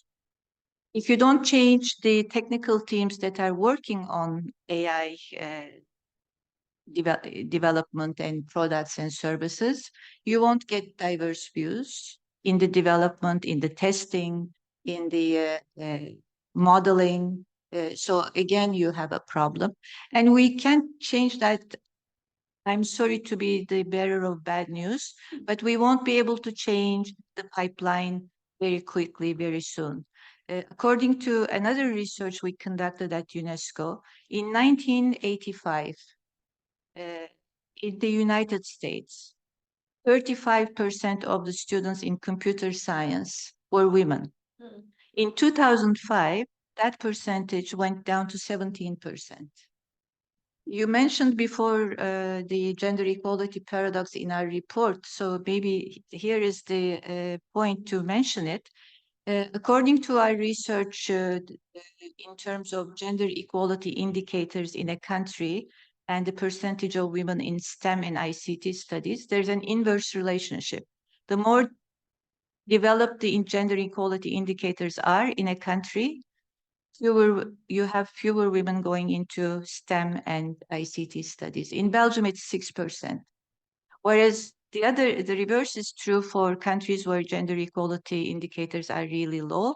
In the Gulf region, women in STEM and ICT at the university level, I'm not talking about the job market, it goes up to 50%. In Latin America, it's 48 to 50%. But when you get to the labor market, they disappear again. So unless you change all these things, it's very difficult to get rid of bias, because technology, after all, and AI comes from, we develop it, humans develop it. So we encode whatever value system we have, whatever bias we have into the systems we create and develop. There is the education side of it, and I'll tell you more about that later. Thank you very much for this very deep insight. And actually, from what we've heard and picking up on that, and you said something really you just add to yeah, you can. I mean, I completely agree. I couldn't have said it more eloquently, and I agree with every single point. I just want to perhaps just add to what's been said. I mean, I'm slightly kind of worried about the concept of bias. I never know whether it's quite the right word, because I think it has kind of resonates with the notion of conscious or intentional bias. And I think what we're very much trying to talk about is how the structures of the collection of the data, the cleaning of the data, what data is collected, that all these things are actually about kind of institutions and kind of broader issues. And so I think there's a lot of focus on trying to give, I mean, I know this from kind of Stanford only too well. I don't know if this is being reported, more, one of the things they're doing at Stanford, for example, is that all of the computer science students have to do a course in ethics, right? And the notion is that somehow if they're taught a course in ethics, their kind of intentionality and their consciousness of these issues, that they'll go into these companies and do better things. Well, that's very much thinking about these things as philosophical, ethical, intentional issues rather than structural issues, which I think you've been so strongly talking about. I mean, the other thing I would say, and there's this fantastic book that came out a couple of years ago called Data Feminism by a couple of, wonderful American colleagues who very much focus on the missing data, right? That actually there's lots of missing data about women. And I mean, medical trials is a kind of classic, but all over the world missing data. And if I can just give you a tiny example. I mean, I spent my first year at Turing literally trying to get proper diversity data from major tech companies. I mean, I sort of started off saying, well, it's very easy to get figures on women in academia and students, all these things are publicly available, but really we need to know what's going on in corporations, really some proper kind of stuff. I mean, I can tell you that I have spoken to the most powerful people in Stanford, in these companies, at the Turing. You cannot get this data. You absolutely cannot get this data. The companies put out reports, they're incredibly partial. So even trying to do a social science of this stuff as a feminist, we just can't get the data to do that job properly. So one of the things we're pushing for at the moment, in terms of this new project on venture capital, but I'd say it more generally, is that the government actually, pushes companies to make these statistics available so that we can do a politics, so we can do an analysis of these things and then do a politics and policy around them, So I would just add that time missing data is the other bit, and the Wikipedia projects are very much focused on trying to even out that data. Thank you very much. Actually, to follow up on what was said, microphone working. Yeah, okay. Now, so to follow up on what was said, also picking it up from the first panel, Maria Teresa said, colleagues said, why are you doing this gender gap research? Nobody cares about that. We have bigger problems. And actually, this is also something that is very present in the AI sphere, where we have big voices like recently Jeffrey Hinton leaving Google because of this threat of the world basically being conquered by AI systems, and then being asked about Timid Gebru working on gender bias. And he said, I'm sorry, this is not existential problems that we are facing here. So I really like what you said also about AI cannot, or technology cannot fix our problems. So I wondered if one of you wanted to elaborate on these statements in general. And But stuff, I was recently literally at a debate in Cambridge about this existential threat thing. I mean, it is such a kind of beat up.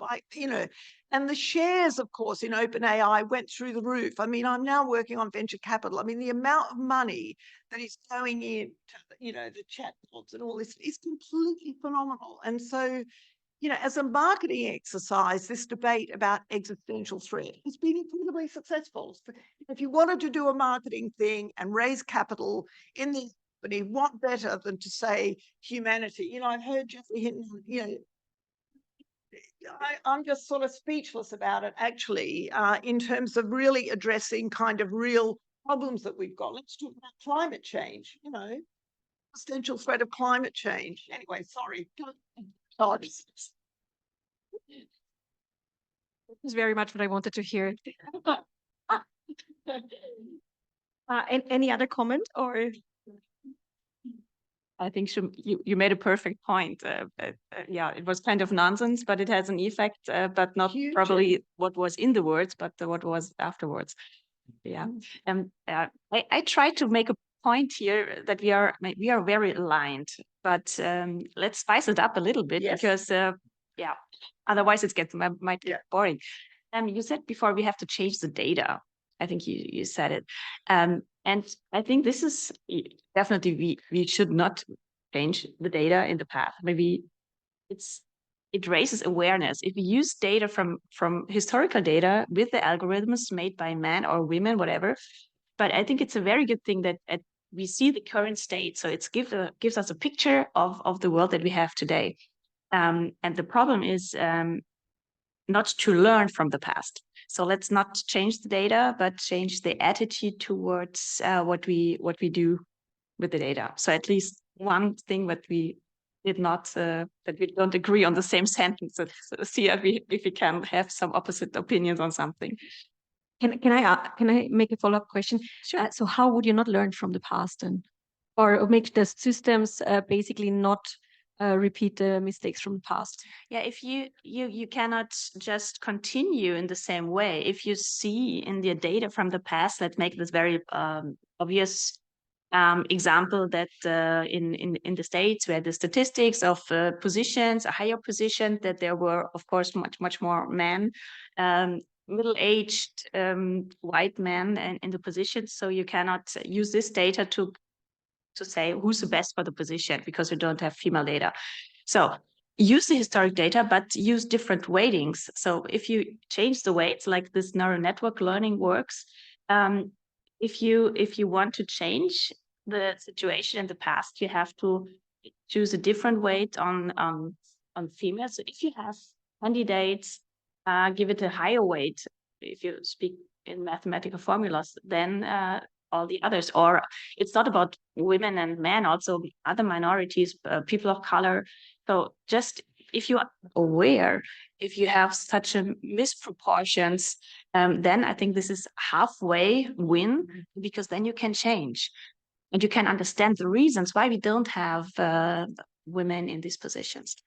By the way, there is a super interesting case last week from Google Gemini that generated pictures, and actually by overdoing it with diversity of historical moments, it generated pictures of soldiers 43 Germany being Asian women, dark-skinned men, and also having Vikings without any blonde Viking being part of them. So they had to take down the system and apologize for it. So it can be quite tricky then in the end to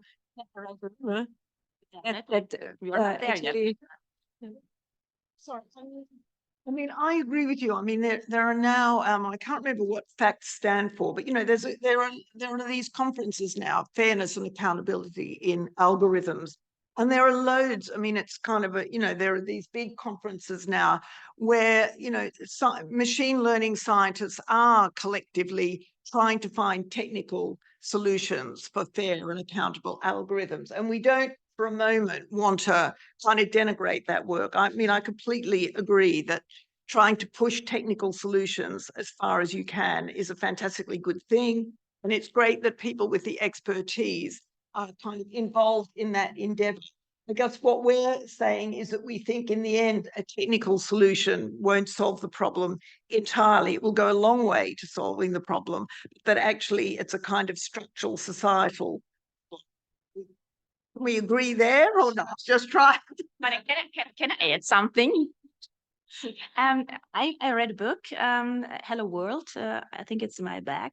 And there are a lot of nice examples about, it's not about AI, but it's about data and algorithms and if they are fair or what effects pop up.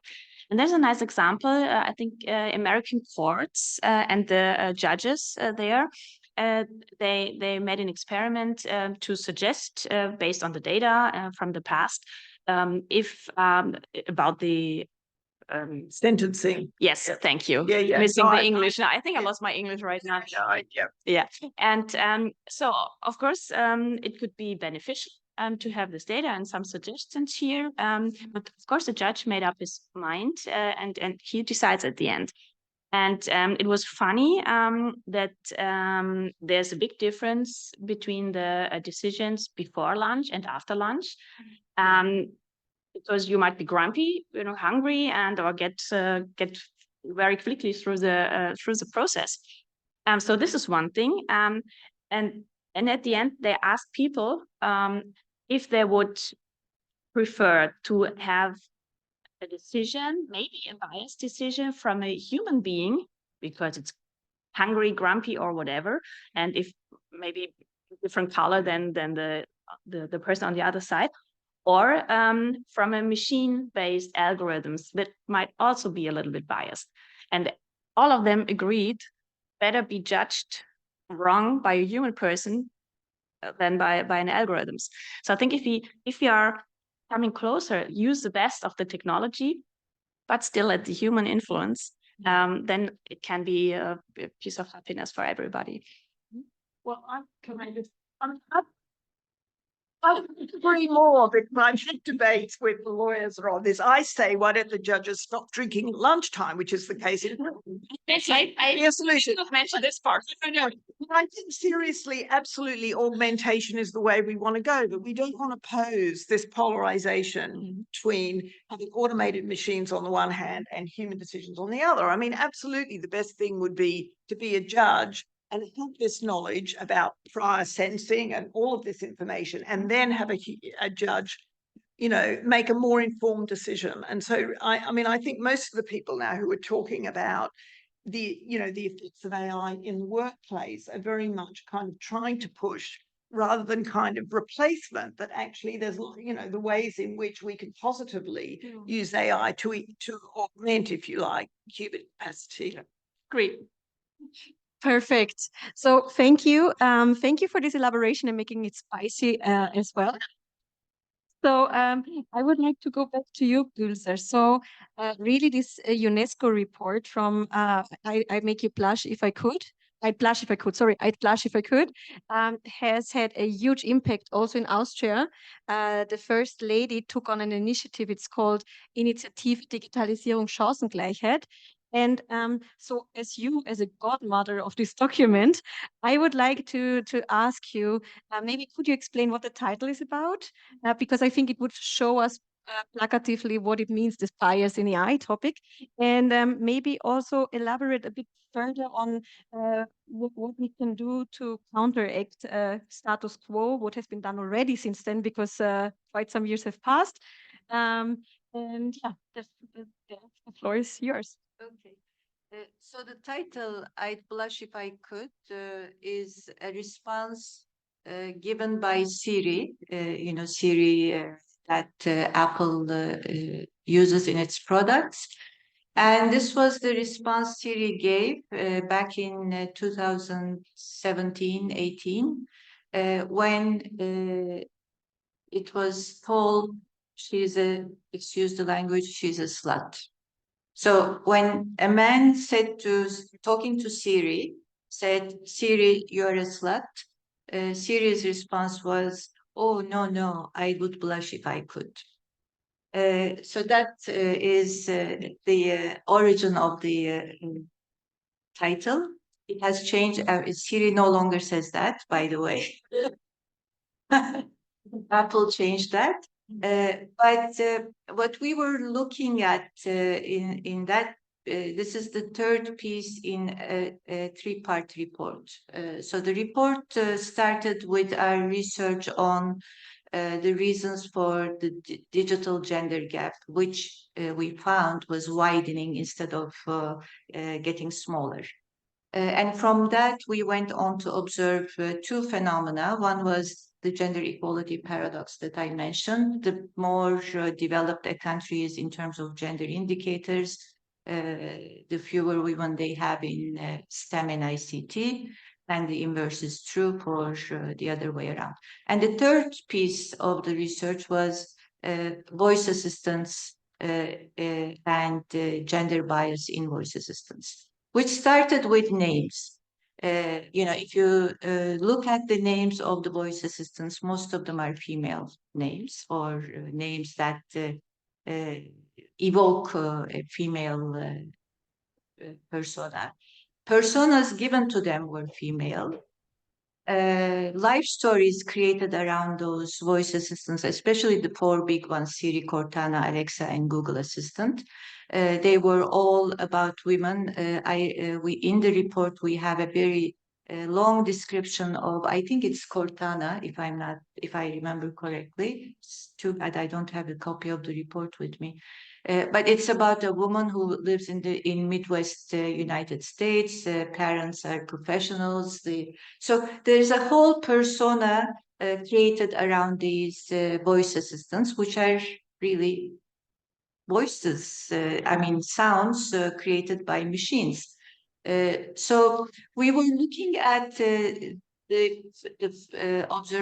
fact that 90+% of all of the voice assistants existed at that time, and our research was from 2017 until 2019, were females. So we inquired about the reasons for this. There is no, the companies were giving psychological reasons, sociological reasons, none of which turned out to be correct. We also looked at the impact of these voice assistants in our lives and how they were influencing us in terms of gender relations and gender dynamics. And that's where the scary part was, because we discovered that especially young children who are growing up with these voice assistants around them in the home. Alexa helps us a lot in our domestic life. In the cars, we have navigators with voices, women's, mostly female voices. In the office, telephones, especially in the economic north, we have a lot of voice assistants in our lives. And the discovery was that young boys, especially really young, like 5-6-year-old boys, they were growing up to believe that they have to talk to women in their lives, in their environments, with a very loud voice, because you have to be loud for Alexa to hear you. You have to give them very direct instructions, almost commands like do this, turn the light on, switch off this. So they were starting to talk to women in that tone and in that manner. And the girls on the other side were starting to believe that they have to be polite, non-confrontational, even when they are presented with comments that are not nice about the way they look, about the way they dress, about the way they speak. So I would blush if I could became the code for girls to aspire to, be pliant, be gentle, be nice, don't push people off, especially men off. And this was really creating a very bad influence and damaging a lot of the gender equality efforts that, we have been involved in for the last 100 years, and turning young children into little macho boys and men, and the girls into little, 1950s domestic goddesses. So that was the finding. Those were the findings. And then because UNESCO is an agency that works with national governments, our target audience was mostly the ministries of education to find a way to address that. But then technology companies got involved because we named the 4 big ones. The media that got hold of this report, especially the last part, they started calling the technology companies and asking them for comment, and they had no comment because it was true, all documented. But what they did was they started to change the voices, not change, add male voices. But male voices are, you have to consciously choose. So the default voice is still in many voice assistants, is still female. And some companies also started experimenting with what they call genderless voices, which sounded neither female nor male. And some companies, which is the interesting development, use female voices for service-related functions, but male voices for instruction-related functions. So if you call a bank, and we did some experiments with that, but we didn't publish a report about it. If you call a bank to get information about loans, you get a female voice giving you information about loans. But if you want to apply for the loan, then you get a male voice that guides you and instructs you very firmly. The attitudes of the voices are very different. Women's are always, female voices are always very gentle, very helpful, very soft. Male voices are always very authoritative, very strong-willed, and guide you through those. So, did I answer your question, or did I veer off? Very good. Thank you. Thank you so much. Perfect timing. I just got reminded we are ready for the Q&A. So this is your chance to ask a question. Also, the ones following on Zoom, you can ask a question in the chat. And I see the first hand up here in the second row.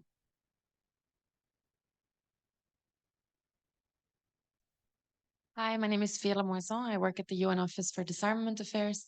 I was wondering, I was actually quite intrigued by the gender equality paradox. I didn't know about this. And I was wondering if there's any research done or anything that you can share on causality and on factors that would cause such a paradox. I would be interested in knowing more. Thank you. Should I respond? Yeah, so this is my regret because we highlighted the paradox, gave examples from different countries, data, and when we produced our report, this was not the focus of our research, so we didn't go into the reasons, we didn't look for the underlying causes. And I hope that somebody would pick it up and continue the research on it. It hasn't happened yet. So unfortunately, we don't know why it happens that way. I mean, I can make educated guesses based on the socioeconomic context, the culture, the history of the specific countries, but it won't be, based on research. So if somebody wants to start a PhD, that's a potential topic. Okay, thank you. Any more questions?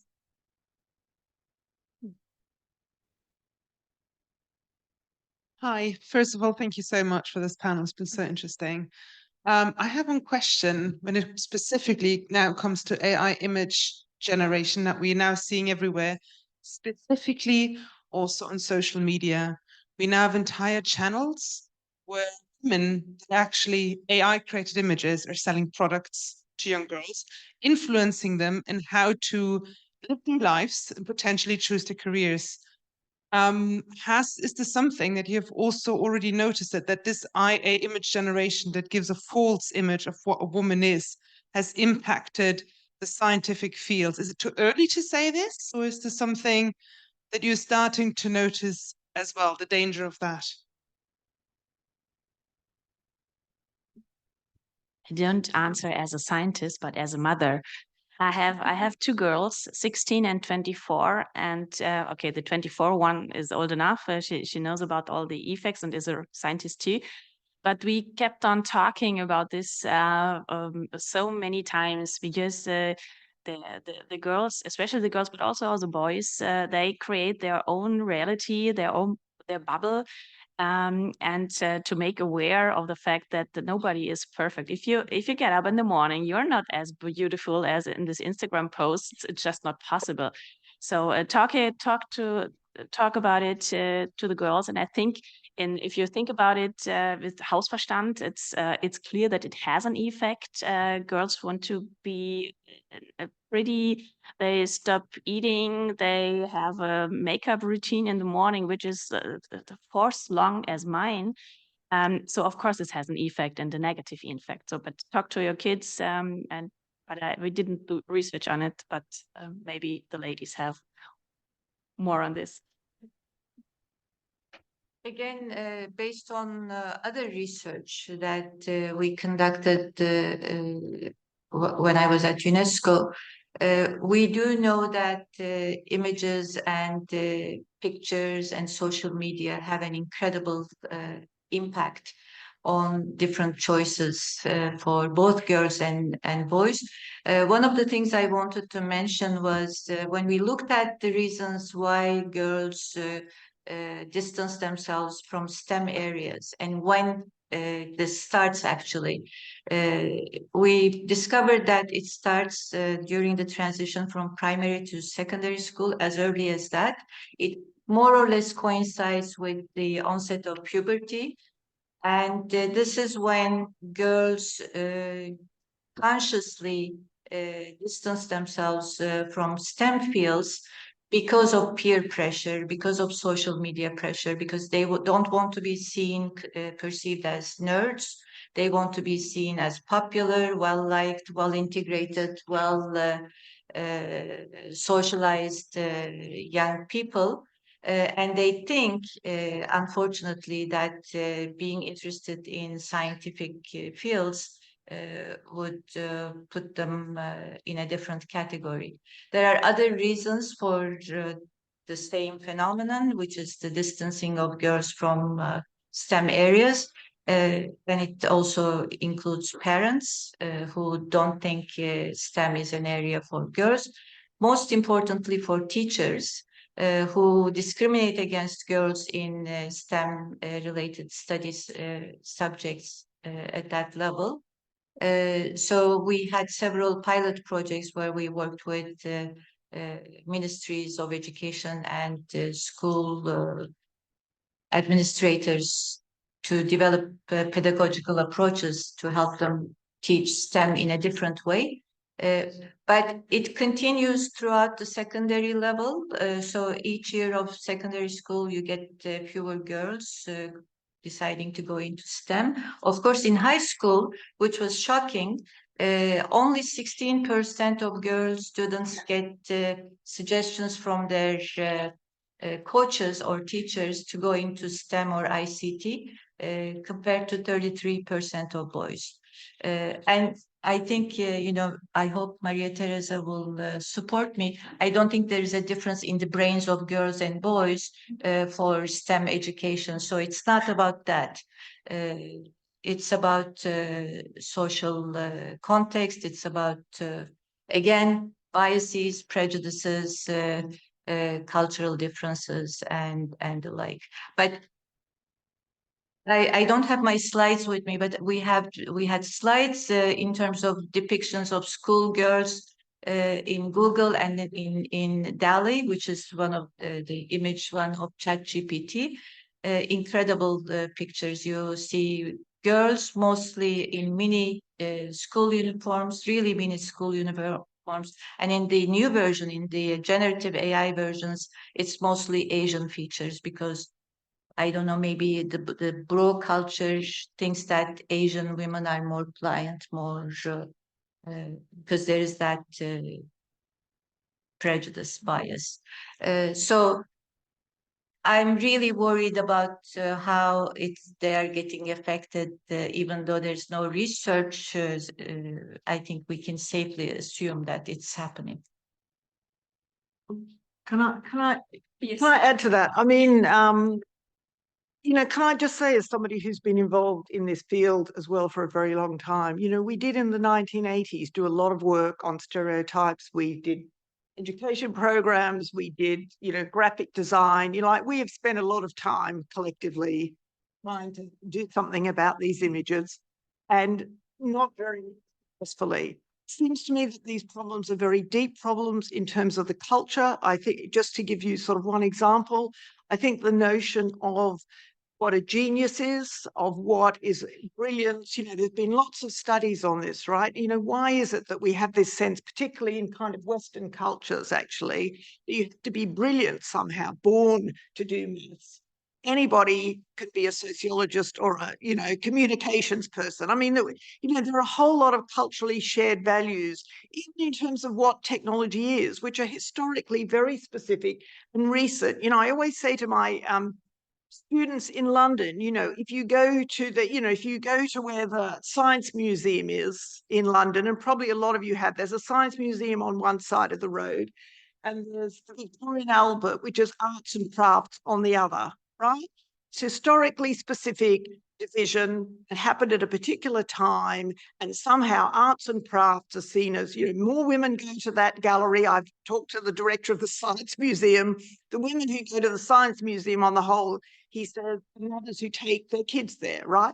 But even in terms of our cultural representations of what technology is, you know, why is it that more women going to kind of health and biotechnologies rather than other technologies? Why don't we see a lot of the things that women have traditionally done as being very sort of skilled, as being forms of science?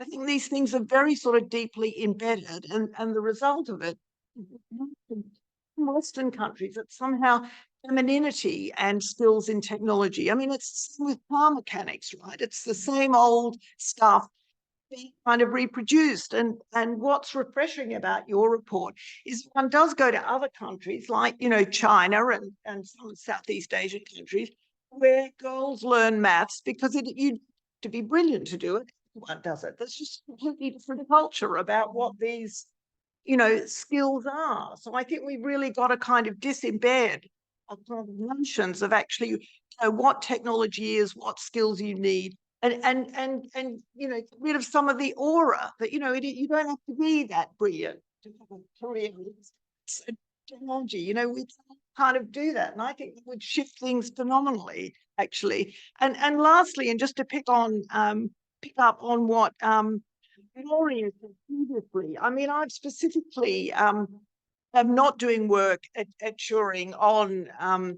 you know, education and pipeline in these things, because it seems to me we've done a huge amount of work on that and much less work on what I think of as workplace culture. You know, what happens to the women, increasing number of women who go into these workplaces, and what we find is differences in promotion, differences in retention, sexual harassment, no maternity leave.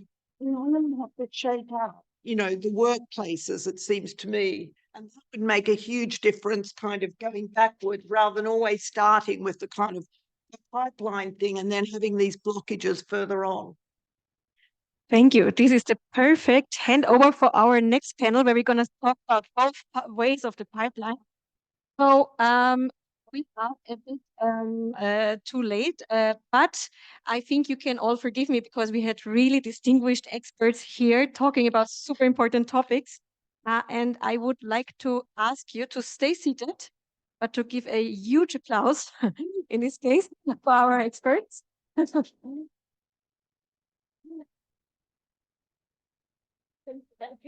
Thank you very much. And we do a very quick shift or so. And I ask, first of all, Verena Eichholzer. She is an experienced manager and expert for changing organizations, leadership, and people development. And she's currently the general manager of Mentality Stiftung. Please.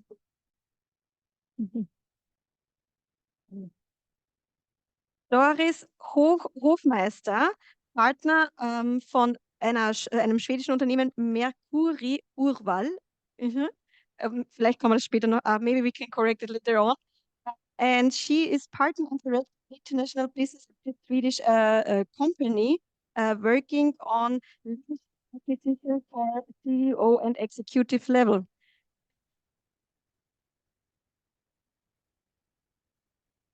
And last but not least, Angelique Sanchez, Gender Officer at the Innsbruck Institute of Quantum Optic and Quantum Information.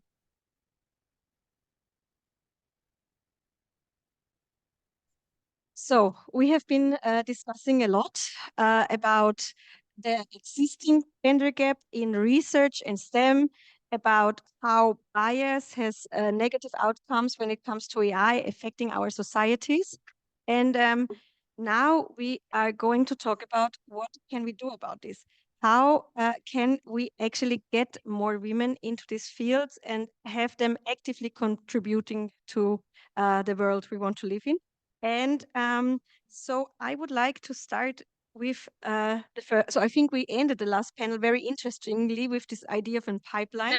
We always look from education on the one side, but maybe also looking from the pipeline of the other side. And before I do this, I would actually like to ask my panelists to briefly introduce themselves and talk about current projects and focuses. So please.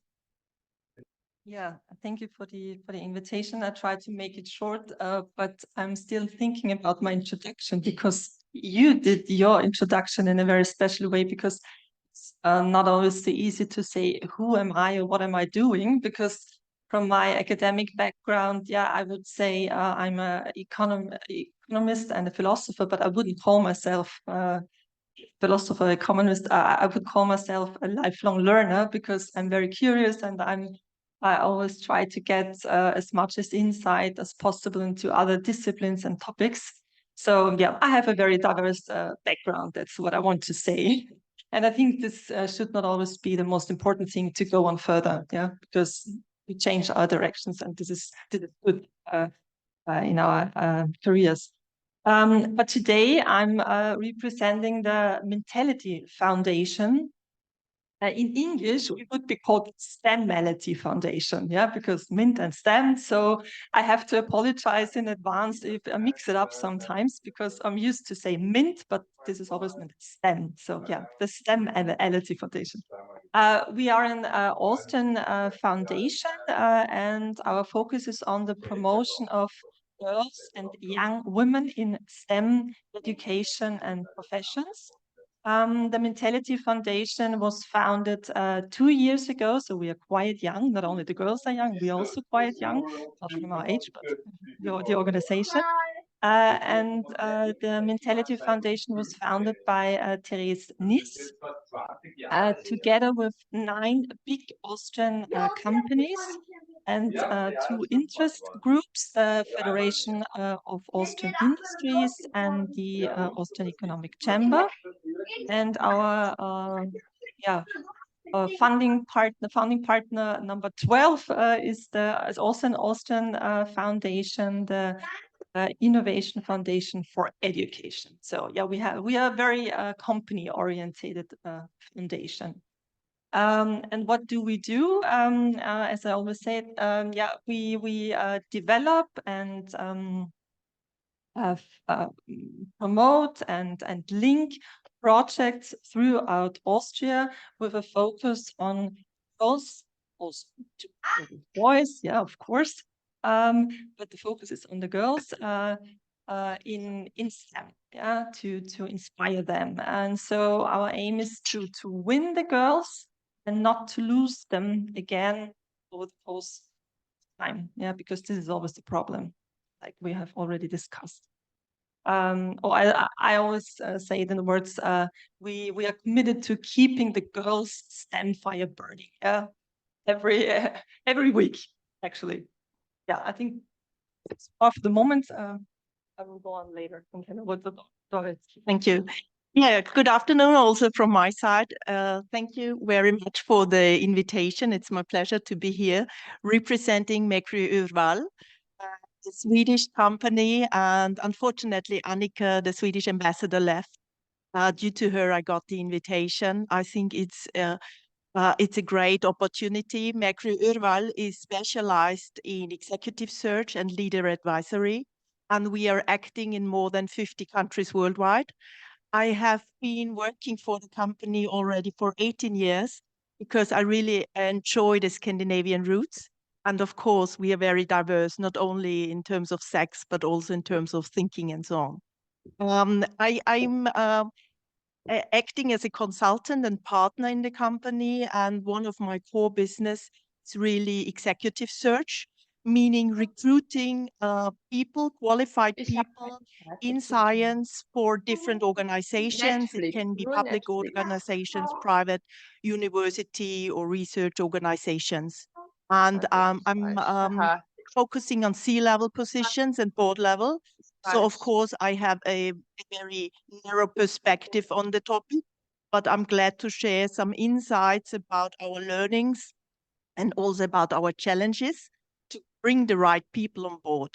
Having said that, we got an example from Eva before about the judge, that it depends about the outcome. How does a judge feel? And that's why it's even more important in executive search to have an objective approach.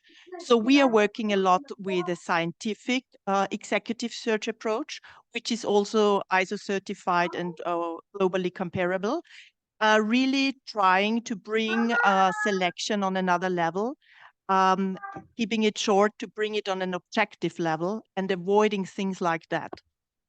More of that perhaps later on. Thank you so much. And I hand over to you, Angelique. Hello, I'm Angelique. Thank you for having me. And I'm going to start with, I think like most of you, I'm a feminist. That's still a scary word for many people today, and I think that's a big issue. I'm going to tell you a few steps which led me into being the feminist who I am today.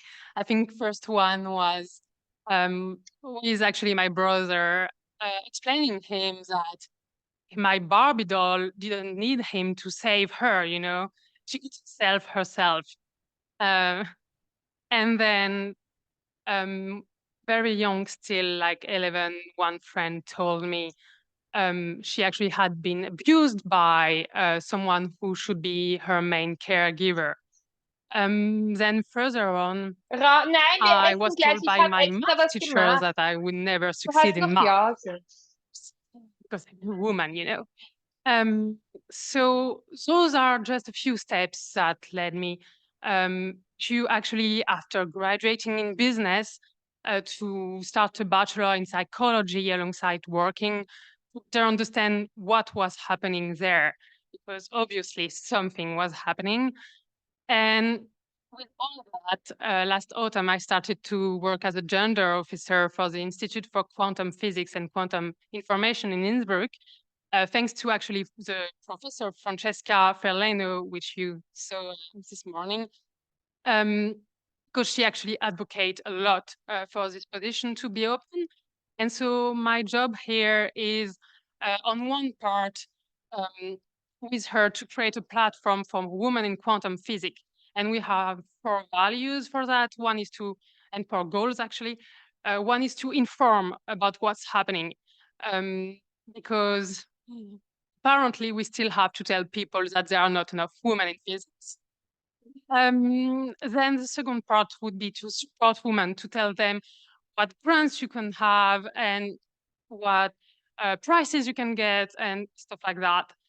Another one we talked a lot about today is to empower women, to tell them about role models and also to share amazing women, because I guess many of you know about the Matilda effect, which is the fact that we just erase women from science.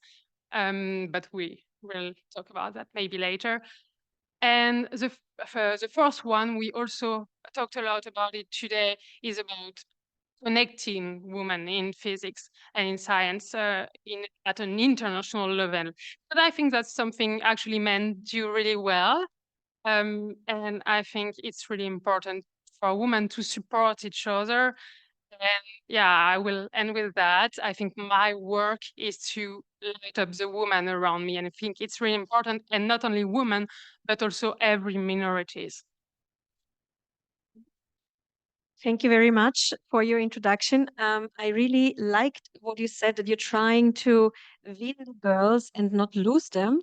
And this is actually a statement that I would like to work on now, because also for a later stage, having female employees or having graduates from university and then having them divert in other directions, as we heard, having graduates don't stay in the field and move on. And how also to attract women to these positions. So maybe starting from this pipeline downside really early, looking at girls, maybe can you elaborate a bit what is the main obstacle you see, and how do you actually what do girls see when you try to push them into this direction? Do you have to do some work to even create role models in this regard? And what are the measures you are carrying out to inspire, make them catch fire into science and STEM? Yeah. Many questions, many answers. Yeah, I think one point is that we know from research and our own scientific studies that the earlier and the more frequent the support, the better and the more sustainable the impact. Sure, yeah, we know this, but it's easier said than done, of course. But for us, it is very important to do projects to bridge the gap between education and professions, especially between schools and companies. So start really in kindergarten. Yeah, this is first side we think, what shall we do with children in kindergarten? There's such a long way until they get into a company, and they need people now. Yeah, but we have to invest in this. And that's why the role models are very important, as you already said. And we also mentioned this in former discussions. When we're talking about role models, I think the role model, the female role model, should not always be the female CEO in the tech company, but the girl next door, the neighbor, a young girl that is very happy and successful as a technician, for example. Yeah, so as I think we start sometimes too high. Yeah, we have this. Oh wow, these careers, and they're sitting the girls and say, oh wow, how shall I reach this? Yeah, it's too big. So in our mentoring or role model relationships, we try really to catch the younger girls for the even younger girls, and not only the experienced women in the top positions. So. And what do you do exactly? Yeah, as I already said, we are still a startup. So we just started our projects. But for example, we have a project that's called Unternehmensschuljahr. It's a bit difficult to translate it into English. But it's a long-term relationship or cooperation between a school, a STEM school, and a company, a big company. And so school visits the company visits the school. They're working on a project on really on questions of the company that are real questions, not only we did this for the children, real questions, so that the people say that the young children can see that it can make an impact, and to work together for 1 year. And of course, they get to know the role models, female roles in the companies, and they see how their learning path and their career path can look like. Yeah, and this, I think, what is so important is that, because we were talking about are they nerds? No, they aren't nerds. Yeah, because this can be a young girl or young woman very interested in chemistry, but also doing ballet, for example. Yeah, this is not an either or. This is an as well as. Yeah, and this is so important that they see that women or girls are not a homogeneous group, but they are so diverse, and there are so many possibilities. Yeah. This is a really interesting aspect as well, at least for myself. I often find myself with some conflicts that aren't real conflicts, they are only in my head. But if I would just leave them, we would make for example, shifting from a rights lawyer to an entrepreneur, completely contrary to me. But now it doesn't, because you have such an impact as an entrepreneur as well. Okay, so yes, thank you. So I think also what we had from the other panel, maybe not looking only having these role models who are geniuses, Nobel Prizes, and so on, but now looking really at the highest paid jobs where we are trying to get the best talent, which obviously includes women as well. What is your experience, Doris? And how do you interact, and how many women do you usually attract, and how does it work? Okay. So first of all, I would like to explain how executive search works. So the client comes to you and gives you a very limited demand, which we really discuss in detail. So that we say, okay, what is your strategy? What capabilities do you need? And what capabilities do you need from a formal point of view, but also from a personal point of view? And I have to point out that we never prefer a woman because it's a woman, but we are looking into capabilities, and we need to have the right set of capabilities in terms of formal and personal skills. The reality looks as follows, that this is, of course, not allowed, that they say, I want a woman or I want a man. It's not written in an executive search profile, but I can tell you one experience which really was shocking me personally. This is C-level position herself, being pregnant, coming to the executive search profiling with the trolley with her kid. So I was also putting the kid on my arm, discussing with me the search profile and saying to me, but I don't want a woman because I'm pregnant. So that's reality. But I really see my role as a consultant, and I have been really successful in consulting the client. When they want a woman, they sometimes get a man. When they want a man, I'm just leading a process right now, they get a woman because it's the right capabilities, just to point out that.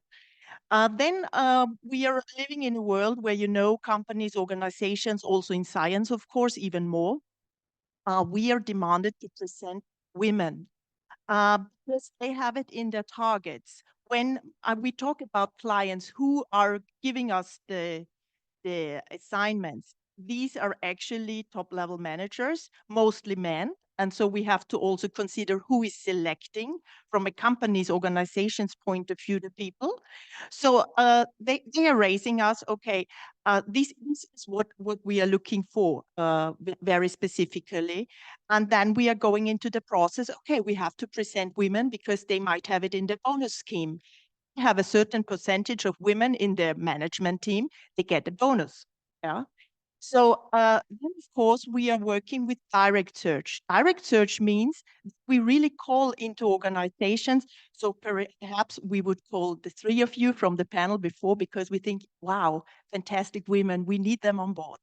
What we experience when we're having an executive search, and of course, very often it is publicly published, men really are calling our researchers and they say, you have not considered me so far. I'm the best profile.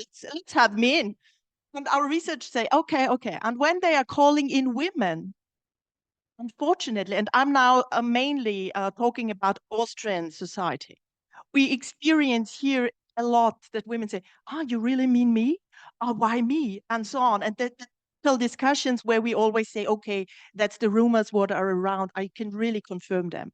And this is something where I really have to point out that we are lacking proactivity here. We are lacking self-confidence, and we are lacking presentation skills. Because when we get women into a process on this top level, of course, I'm a woman myself, and I really might have a closeness to women just as it is. Yeah, it's always a little bit of natural, I think, attitude in that and mindset. But what I can tell you from high-level executive search processes, it's a pity that I can really generalize women don't present themselves as good as men. And this is something where I really would like to also look a lot into our school system. But this might be another topic later on, not to talk too long for that.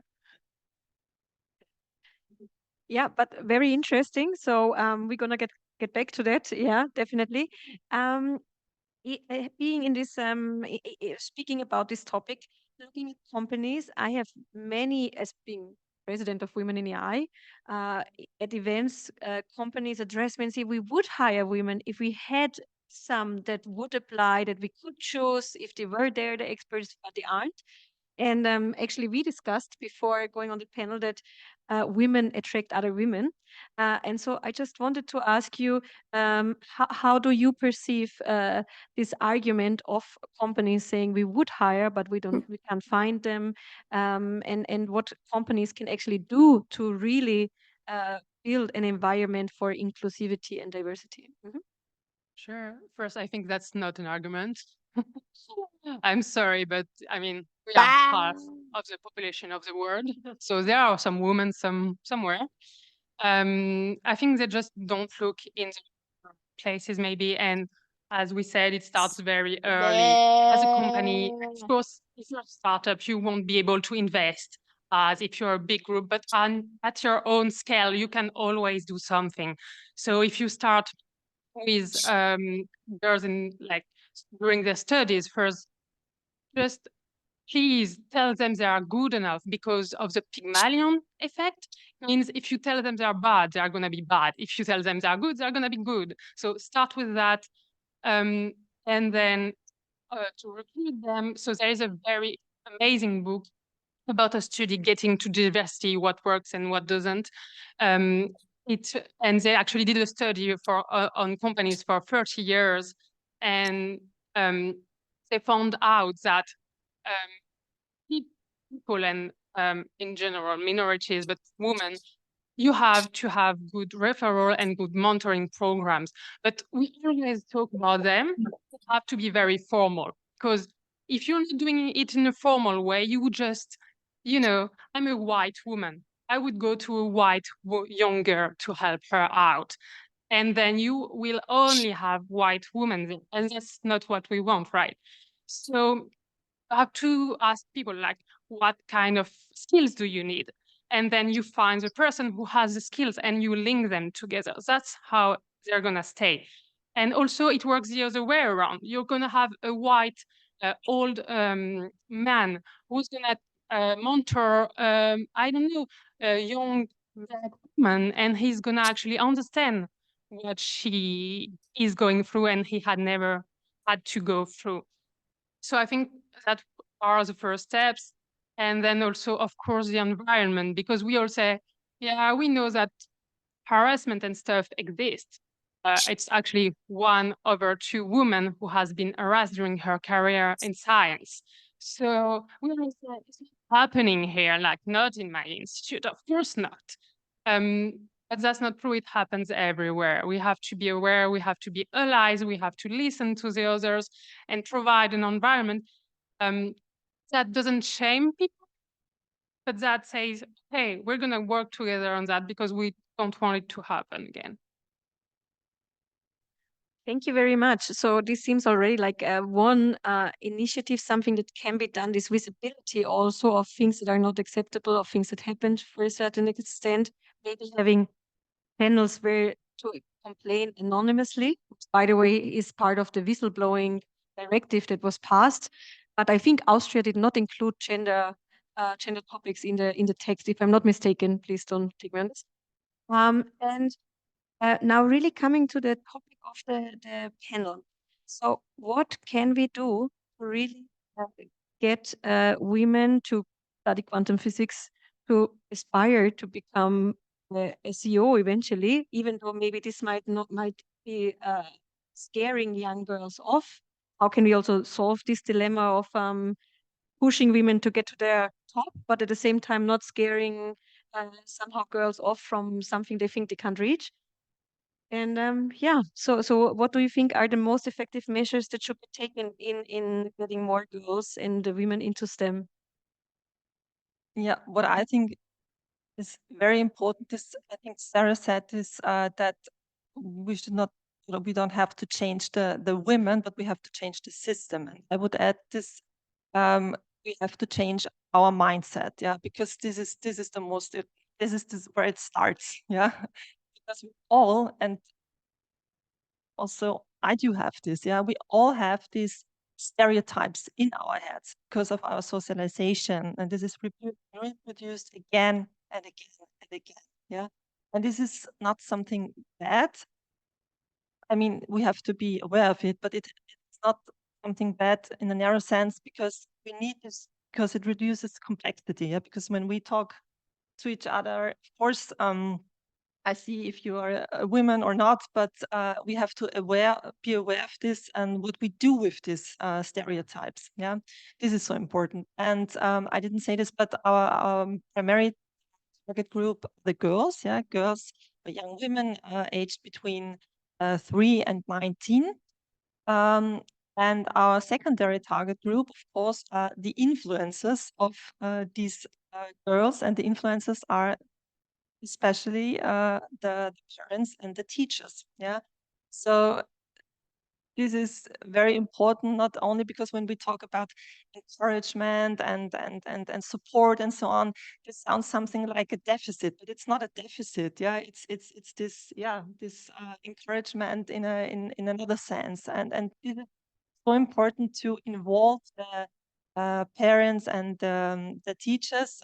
We, for example, have established a so-called mentality club, or the mentality club, where we involve representatives of our target groups, meaning the girls, the educators, and the parents, in the development of our programs. Yeah, because we are sitting in our mentality foundation and think, yeah, but what do the girls really say and what do they need? This is important. And also the teachers, yeah, because they are the role models also for the girls, yeah, because they are standing in the classroom, and how do they see themselves? Do I see myself as a teacher, or do I see myself as a chemistry expert for chemistry, for example? Yeah, and this makes a difference. And so this is so important also for the parents. The parents also have to be very.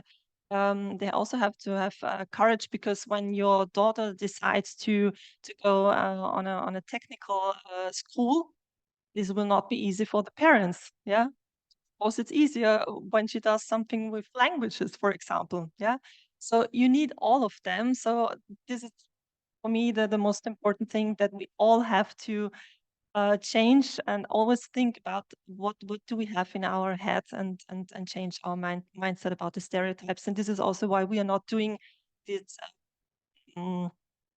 programs in a narrow sense, but we are also doing a lot of communication activities that try to break down these stereotypes. Actually, Doris, I want to pick up some other thought from another discussion we had today.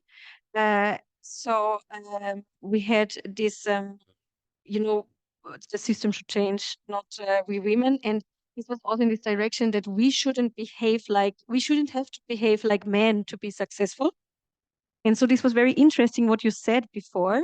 So do you think that could be the system, like rather having, women having to improve the presentation skills, okay, but maybe there is also some part of the system that is flawed? Would you see that? And yeah. Yeah, so thank you for the question. I think you have to look at it from diverse perspective, because we had before also an insight into different mentalities, different cultures. And so when I look into Austria, only few women are into science. When I look into Eastern Europe, it's completely different. Still, when coming then to the top search, we had, okay, then there is the dropout rate. But why is the dropout rate?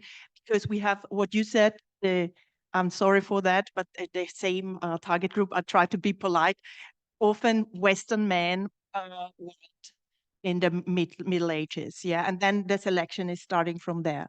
I do believe when we look from a long-term angle, especially in Austria, I'm very critical about society, and that we are really in a very traditional system, and so politics comes into place. And I don't want to lead a political discussion today, but we are definitely in Austria very traditional and in a male-oriented society. That's a fact. And I was not believing it myself when I was naive in my mid-30s. I thought there is not this gläserne Decke, that there is something above which can stop you. Then being in executive search and really looking into reality and having the bodies, and they are in the cold Burschenschaften and they are in the networks and how they support each other. This is true reality, and this is really frightening. And then you see the women networks, and I have to tell that women have a different kind of support, and sometimes you also see envy there, which is different with men, and that's also a fact. What I strongly believe, and if I might be critical also to today's event, I would appreciate to have also 2 other men here sitting, because I do believe that also if I look into the audience, we are a majority of women. If we want to change the system, we only can do it together. We should have here different kinds of mentalities as we have. We should have different kinds of sex, different kinds of whatever, and then we can talk about how can we get more people into STEM. Having reality in Austria, I do believe that we should be creative, because this is one, the wish, the other, what we can do. At the moment, the government is doing a lot in terms of financial literacy, because you also see not only in science, but also in terms of financial knowledge, women are less educated than men. What just came into my mind, perhaps we could have something like science literacy, that you say, okay, let's have another way of communication, advertisement, another way of really bringing it in society, and be a little bit provocative and think out of the box. So like using your Stiftung, your foundation. I think it's a super initiative. So I'm very happy that we have it in Austria. But definitely also Austria has to catch up, because otherwise we will not be competitive in the European or in the global world. And I just wanted to add thanks, Doris, for bringing this up, because this is also when I saw the audience and when I saw the panel, because it's women in the title, yeah, women in science, it's not a women's topic, it's a societal topic. That's really, really important. Thanks. Yes, that's a very good point. And actually, everyone needs to understand that it's an everyone's issue, because I also want men to be able to take parental leaves. That's very important. For example, I was talking to a guy at my institute and I was asking him, "Oh, you just had a baby. How was the parental leave?" And he was like, "I'm the main caregiver. I couldn't take it because, being paid only 80% of your salary, my family wouldn't be able to live on that." So men are gonna win for that. With gender equality too, and that's very important. And as your question is, how can we do that, and how can we get everyone on board? That's quite difficult. I would say my job at the institute, for example, they all have job which is physics, and how do you get them to actually come to your event of talking about gender stuff? So first you fail. I did a workshop, and except my colleague who is always there for me, because women support each other, there were nobody. So it's really, really hard. And then you learn and you're like, okay, maybe we need to talk that in a more funny way, like outside of work. So we did a movie night with popcorn and everything. That went very well. But the movie was Picture Scientist. I don't know if you've heard of it. It's actually quite hard. It's about women in the US who have been harassed during their career. And we had very good feedbacks and people really talked about it afterwards. So that worked really well. It raises discussions, and then I think that's a start. Yeah, thank you very much. I'm hesitating whether I should say something to, uh, I mean, as president of a women's network, we also have members, by the way, that are only women, and usually we have open events. We would also take men, but nobody dared so far to join. But that's a discussion we're having internally a lot also, because we want to send a specific message, but then you're scaring off another group, and sometimes you're also creating a safe space for some ideas, because to a certain extent dynamics change, and you might have a different feeling of expressing certain things. So there is advantages and disadvantages, but thank you for the comment. We will take it in for the next time. If I can add something, I think we actually need both spaces where we have only minorities and other ones. And I mean, they complain they are not invited, but I mean, we have been not invited for such a long time. I don't mean we should like do the opposite, but yeah, it's important to notice. I mean, you can also go on, and there is also gender, not only sex. So we have different genders, which we didn't discuss, and so on. But at some point, we need to say, okay, we have of the population, we have topics that address us, and sometimes we want to address them in our space, and sometimes we want to have the ones who need to help us, where we want to go, because we can't do it alone. And but I think fighting for women's rights means also fighting for rights of smaller groups that are even less seen, because we push for diversity, taking these groups with us. At least that's my point of view. Okay, sorry. So another question I have that is burning, and I touched upon it a bit. So this think we would have now this ideal world with having all these female CEOs. So we heard that you had this worst case example where a person in the situation doesn't want to have the same person. We have this envy thing that is often mentioned and experienced.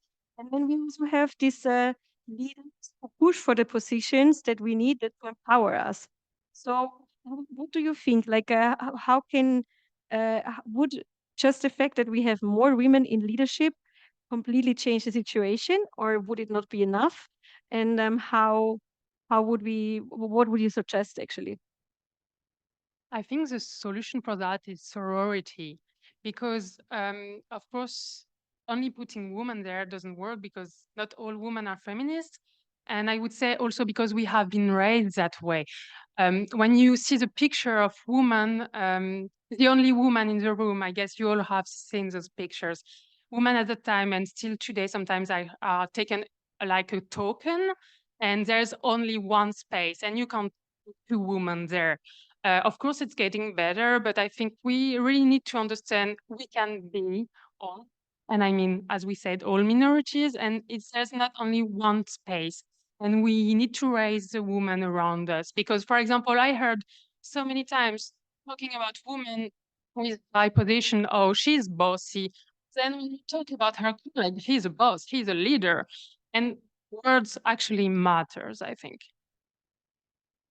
Yeah, I would say that the most challenging thing is to reach this critical mass, because sometimes there's only one woman in school or at work, but there is this number that when you have 30% of women, and I think this also would be true for men, when you have 30% of women, then other women feel comfortable, in a room or in a department or wherever. And I think that's the most important thing to reach this critical mass, and that's what I meant with we want to win them and not lose them, because we have the dropout rates. We will have them at school, we will have them at university, at work, because what working conditions do we find there? Do we feel comfortable there when it's a technical company? And I get to know them now since I'm working at Mentality, and it's not I don't feel good there, and I like to be in men's world, but it's and I always think, how is this for a girl aged 15? uncomfortable for me to be for example, in a canteen, and there are only men. Yeah, it was a totally new situation for me as well. So perhaps discussing that also, what attitude do we need and what mindset? I mean, one is having females behaving perhaps differently and males behaving differently. It's about the attitude. What do I need as a leader to create the environment that diverse people feel well? And we know that we need diverse teams, said not only regarding sex, to be successful as a company. And we are living more and more in a competitive world. So I would really like to emphasize that it's also about the mindset. So what you said, and also encourage every one of us when we are going out today, also looking at our own language. So like, I think you mentioned the power of language. So the wording, what wording are we using? So if I observe myself, and I'm so middle-aged, I'm having a quite male wording. That's very interesting to observe in entrepreneurial environment. And I had, before I came here today, a leadership assessment, and the candidate said to me he has a wording he really likes, and this is study, work hard, and advertise. And I would love to encourage everyone, especially women in science, as this is the topic today, and women, to advertise themselves and to present them on the screen, so that they are seen if they are popping up opportunities, and also then catching the opportunities. So as we were asked to take part in a panel, often women refuse to take part. The visibility is really key there. And this is something where I think every one of us can really contribute to change that. Very nice word. And actually, this brings us directly to our Q&A session. So please raise your hands. And I see 2 hands in the back. Thank you very much. Nicole Amberg from Medical University, also founder of something called STEM Fatal initiative. Thank you. And I'm twisting my head around these questions all the time. And I think good news is there is something very simple, very easy, very cheap that we all can do every day. It also has to do with stereotypes. So when we talk to young kids, maybe 2 years old, what do we typically say, maybe even I, to a girl? So pretty. Your hair is so cute. Oh, look at you. What do we say to a boy? Oh, how fast you can run and how high you can jump. Maybe just turn it around. And it sounds absurd, right? To say to a little boy, how cute you look. Your hairstyle. Oh my God. But this is actually what we do to the girls. So let's take this whole loop, and this costs us nothing, just a little thought before we intuitively speak to how we were socialized. And something that maybe costs 30 euros. It's a little robot that I now make as a gift as Aunt Nicole to all of the young girls in my friend circle. Maybe that's why they don't invite me anymore, but half of Vienna is maybe swamped with these little robots. And the girls love it because now they can just try it and they can do little very simple programming. But I think for them, it's the first encounter. Oh, I did something like, technical. And then they bring it to the school and they show it to their girlfriends. And then everybody is somewhat in touch with this.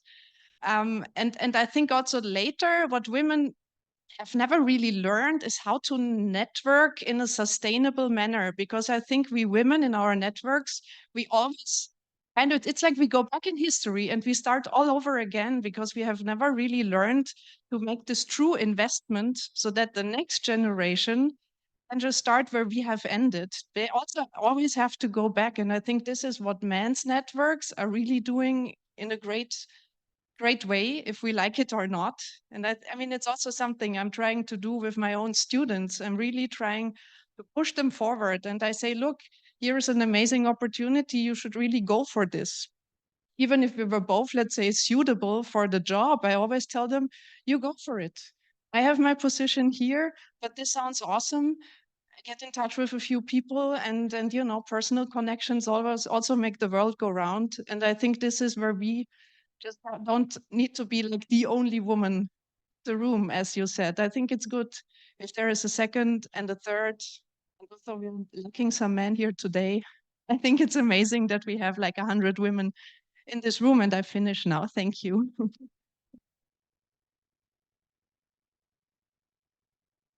Yeah, just a short comment on what you were saying, Nicole, because you were talking about a little bit about this doing gender effect. Yeah, and what we tried in our team to fix is that we every week we brought examples when we did doing gender ourselves, and also examples when we did this undoing gender. Yeah, on just to get used to it, to how the way we are thinking, and yeah, we shouldn't be too strict and just try. It's a learning process. Yeah, but maybe it's just maybe you want to try this yourself with your teams, doing gender and undoing gender examples every week in the Showfix. Sounds like fun. There was Sorry. Oh, thank you. Me again. Sorry, I didn't say my name earlier. It's Judith Delaney. As Sarah said, I'm the president of Women in Aerospace Europe Austrian chapter, long name. And I have a company that does space communications and outreach. So what you're saying today is really up my alley and makes me so happy to hear, to see so many women saying so many amazing things that are so true in a group where it's important. And we have mentioned language several times, and we mentioned of policy that needs to change several times, but we've already brought on this panel how important it is to change our language and to actually reflect specifically what you said with networking, women often having their elbows out. And there's a really nice analogy for this. It's coming from a German comedian that I'm sure a lot of us know, which is Caroline Kebekus. She calls it the America's Next Top Model effect.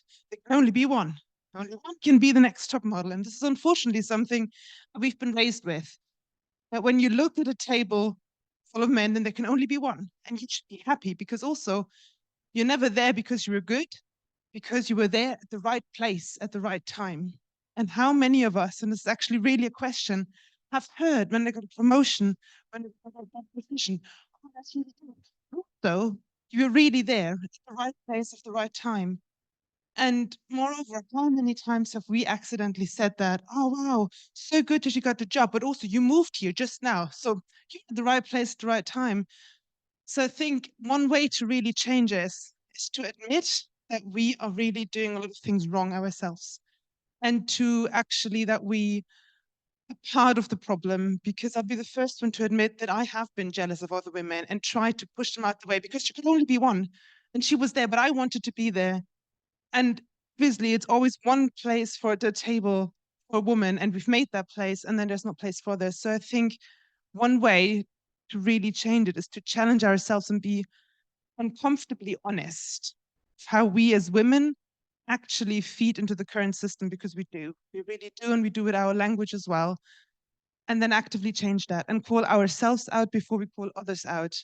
And then actually maybe become the mentor that we needed to be. And I think that's something, if we do that, we're doing a big thing already, because we cannot always rely on policy. We cannot always rely on structures to change if we don't challenge ourselves a little bit. So that's just what I wanted to add. And thank you so much for everything you brought today. This has been so, I don't want to say inspiring, because women are always inspiring, and inspiring often leads to nothing, but it's motivating instead.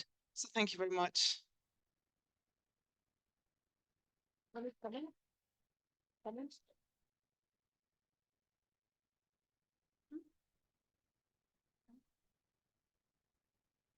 Hello, Maria Teresa Ferretti. I have one comment and one provocative thing to say. I just want to see how you respond. The comment is about children, starting in kindergarten. I love the idea. Children are natural born scientists. They are budding scientists, all of them. When your kid is throwing a glass over the counter and trashing everything and doing a mess, he's doing an experiment. You know, it's fascinating gravity. That's the way I look at it. And so I think it's a general cultural shift, that if we convince the society that science is cool, it's nice, you know, how you do science, how you run experiments, how you control and understand things. Kids love it, and we just have to convince teenagers and young adults that it's something cool to do, right? So you're not nerds. And this will have a positive effect on boys and girls. And this was the comment. And then the provocative thought that I wanted to have, I was really impressed by what you were mentioning about the selection of executive people and what could be the criteria and what is missing in women. And this really reminds me a lot the process also for becoming professors, the process for becoming very successful politicians. The risk that I see is that we are actually selecting women that have male features. So somehow we have decided that the way males behave is the right one, and all women have to adapt to that. So to the extreme of this, you have, people extremely bossy, people that are elbowing, and people that are overselling themselves, even, declaring things that are not true. Why should we women do that? Who has decided that that's the right model? I just want to provoke you and say, maybe we should just change this thing completely and say we need different type of leaders that if on the paper they have the right qualifications, even if they don't oversell it, it's still okay. They're going to do a good job. So how do we go about that? How do we avoid selecting women that are more men than men? Because in the end, that's what sometimes happens. I don't know if you have any comment to that. Yeah, I can comment on that. As I said in my introduction, my world is very limited because executive search is paid for the requirement what the client asks.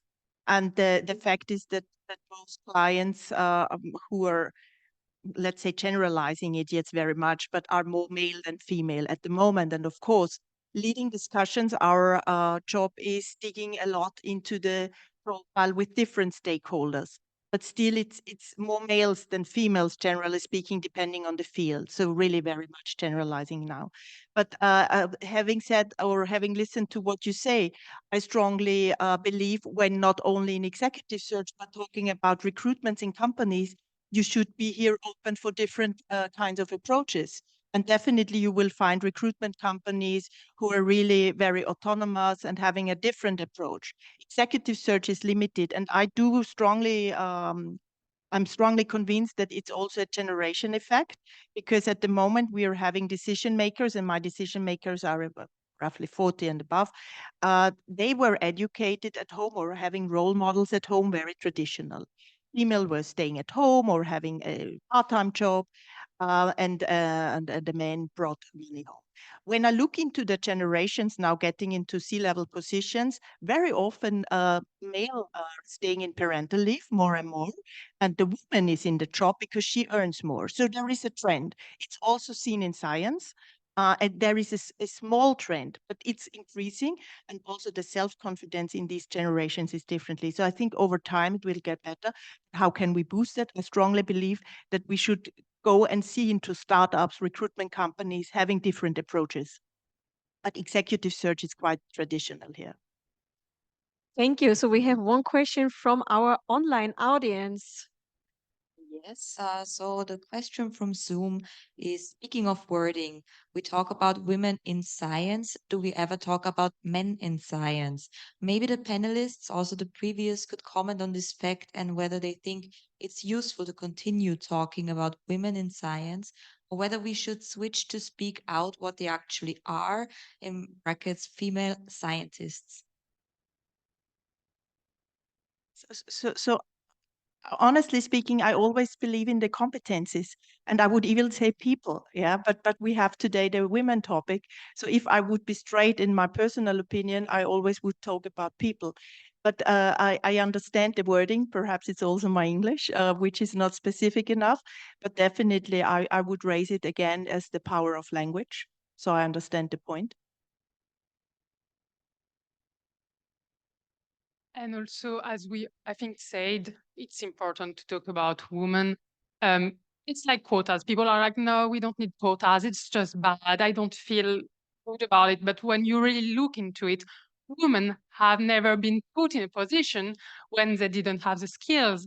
And so you just have to explain why we do meetings about women, why we do quotas, when we do grants like the one which has been cancelled. They are actually important, and it could be broader because we talked about men and women in a binary sense, but actually gender is not binary. It's really important to talk about that because non-binary people are discriminated against, but not, as we said, white male. Yeah, and what I want to add is that maybe this has to do with what I started with, that I see myself as a lifelong learner. Yeah, because we are always the same time experts for whatever, for AI or for executive search. But we are also learners, always whole life. Yeah. And we only can learn together from each other and together, men, women, and comes into my mind when I hear all these things. Yeah. This learning, together learning. Beautiful words to end this wonderful morning session with 3 panels with distinguished experts even traveling from other countries to come here to discuss with us today. There's one more question, an urgent one. Mhm.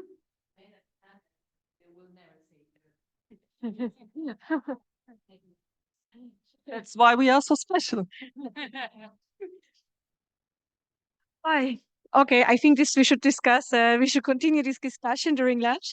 But I really want to say a big thank you to all the people who have been contributing in making this happen. Because there is many who you have not actually seen and noticed, but they are behind the scenes and making sure that this thing is running, organizing, making invitations, preparing, and having this all set up.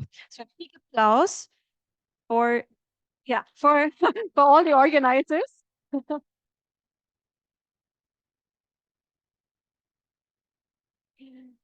And then a big applause also for our panelists of our last panel.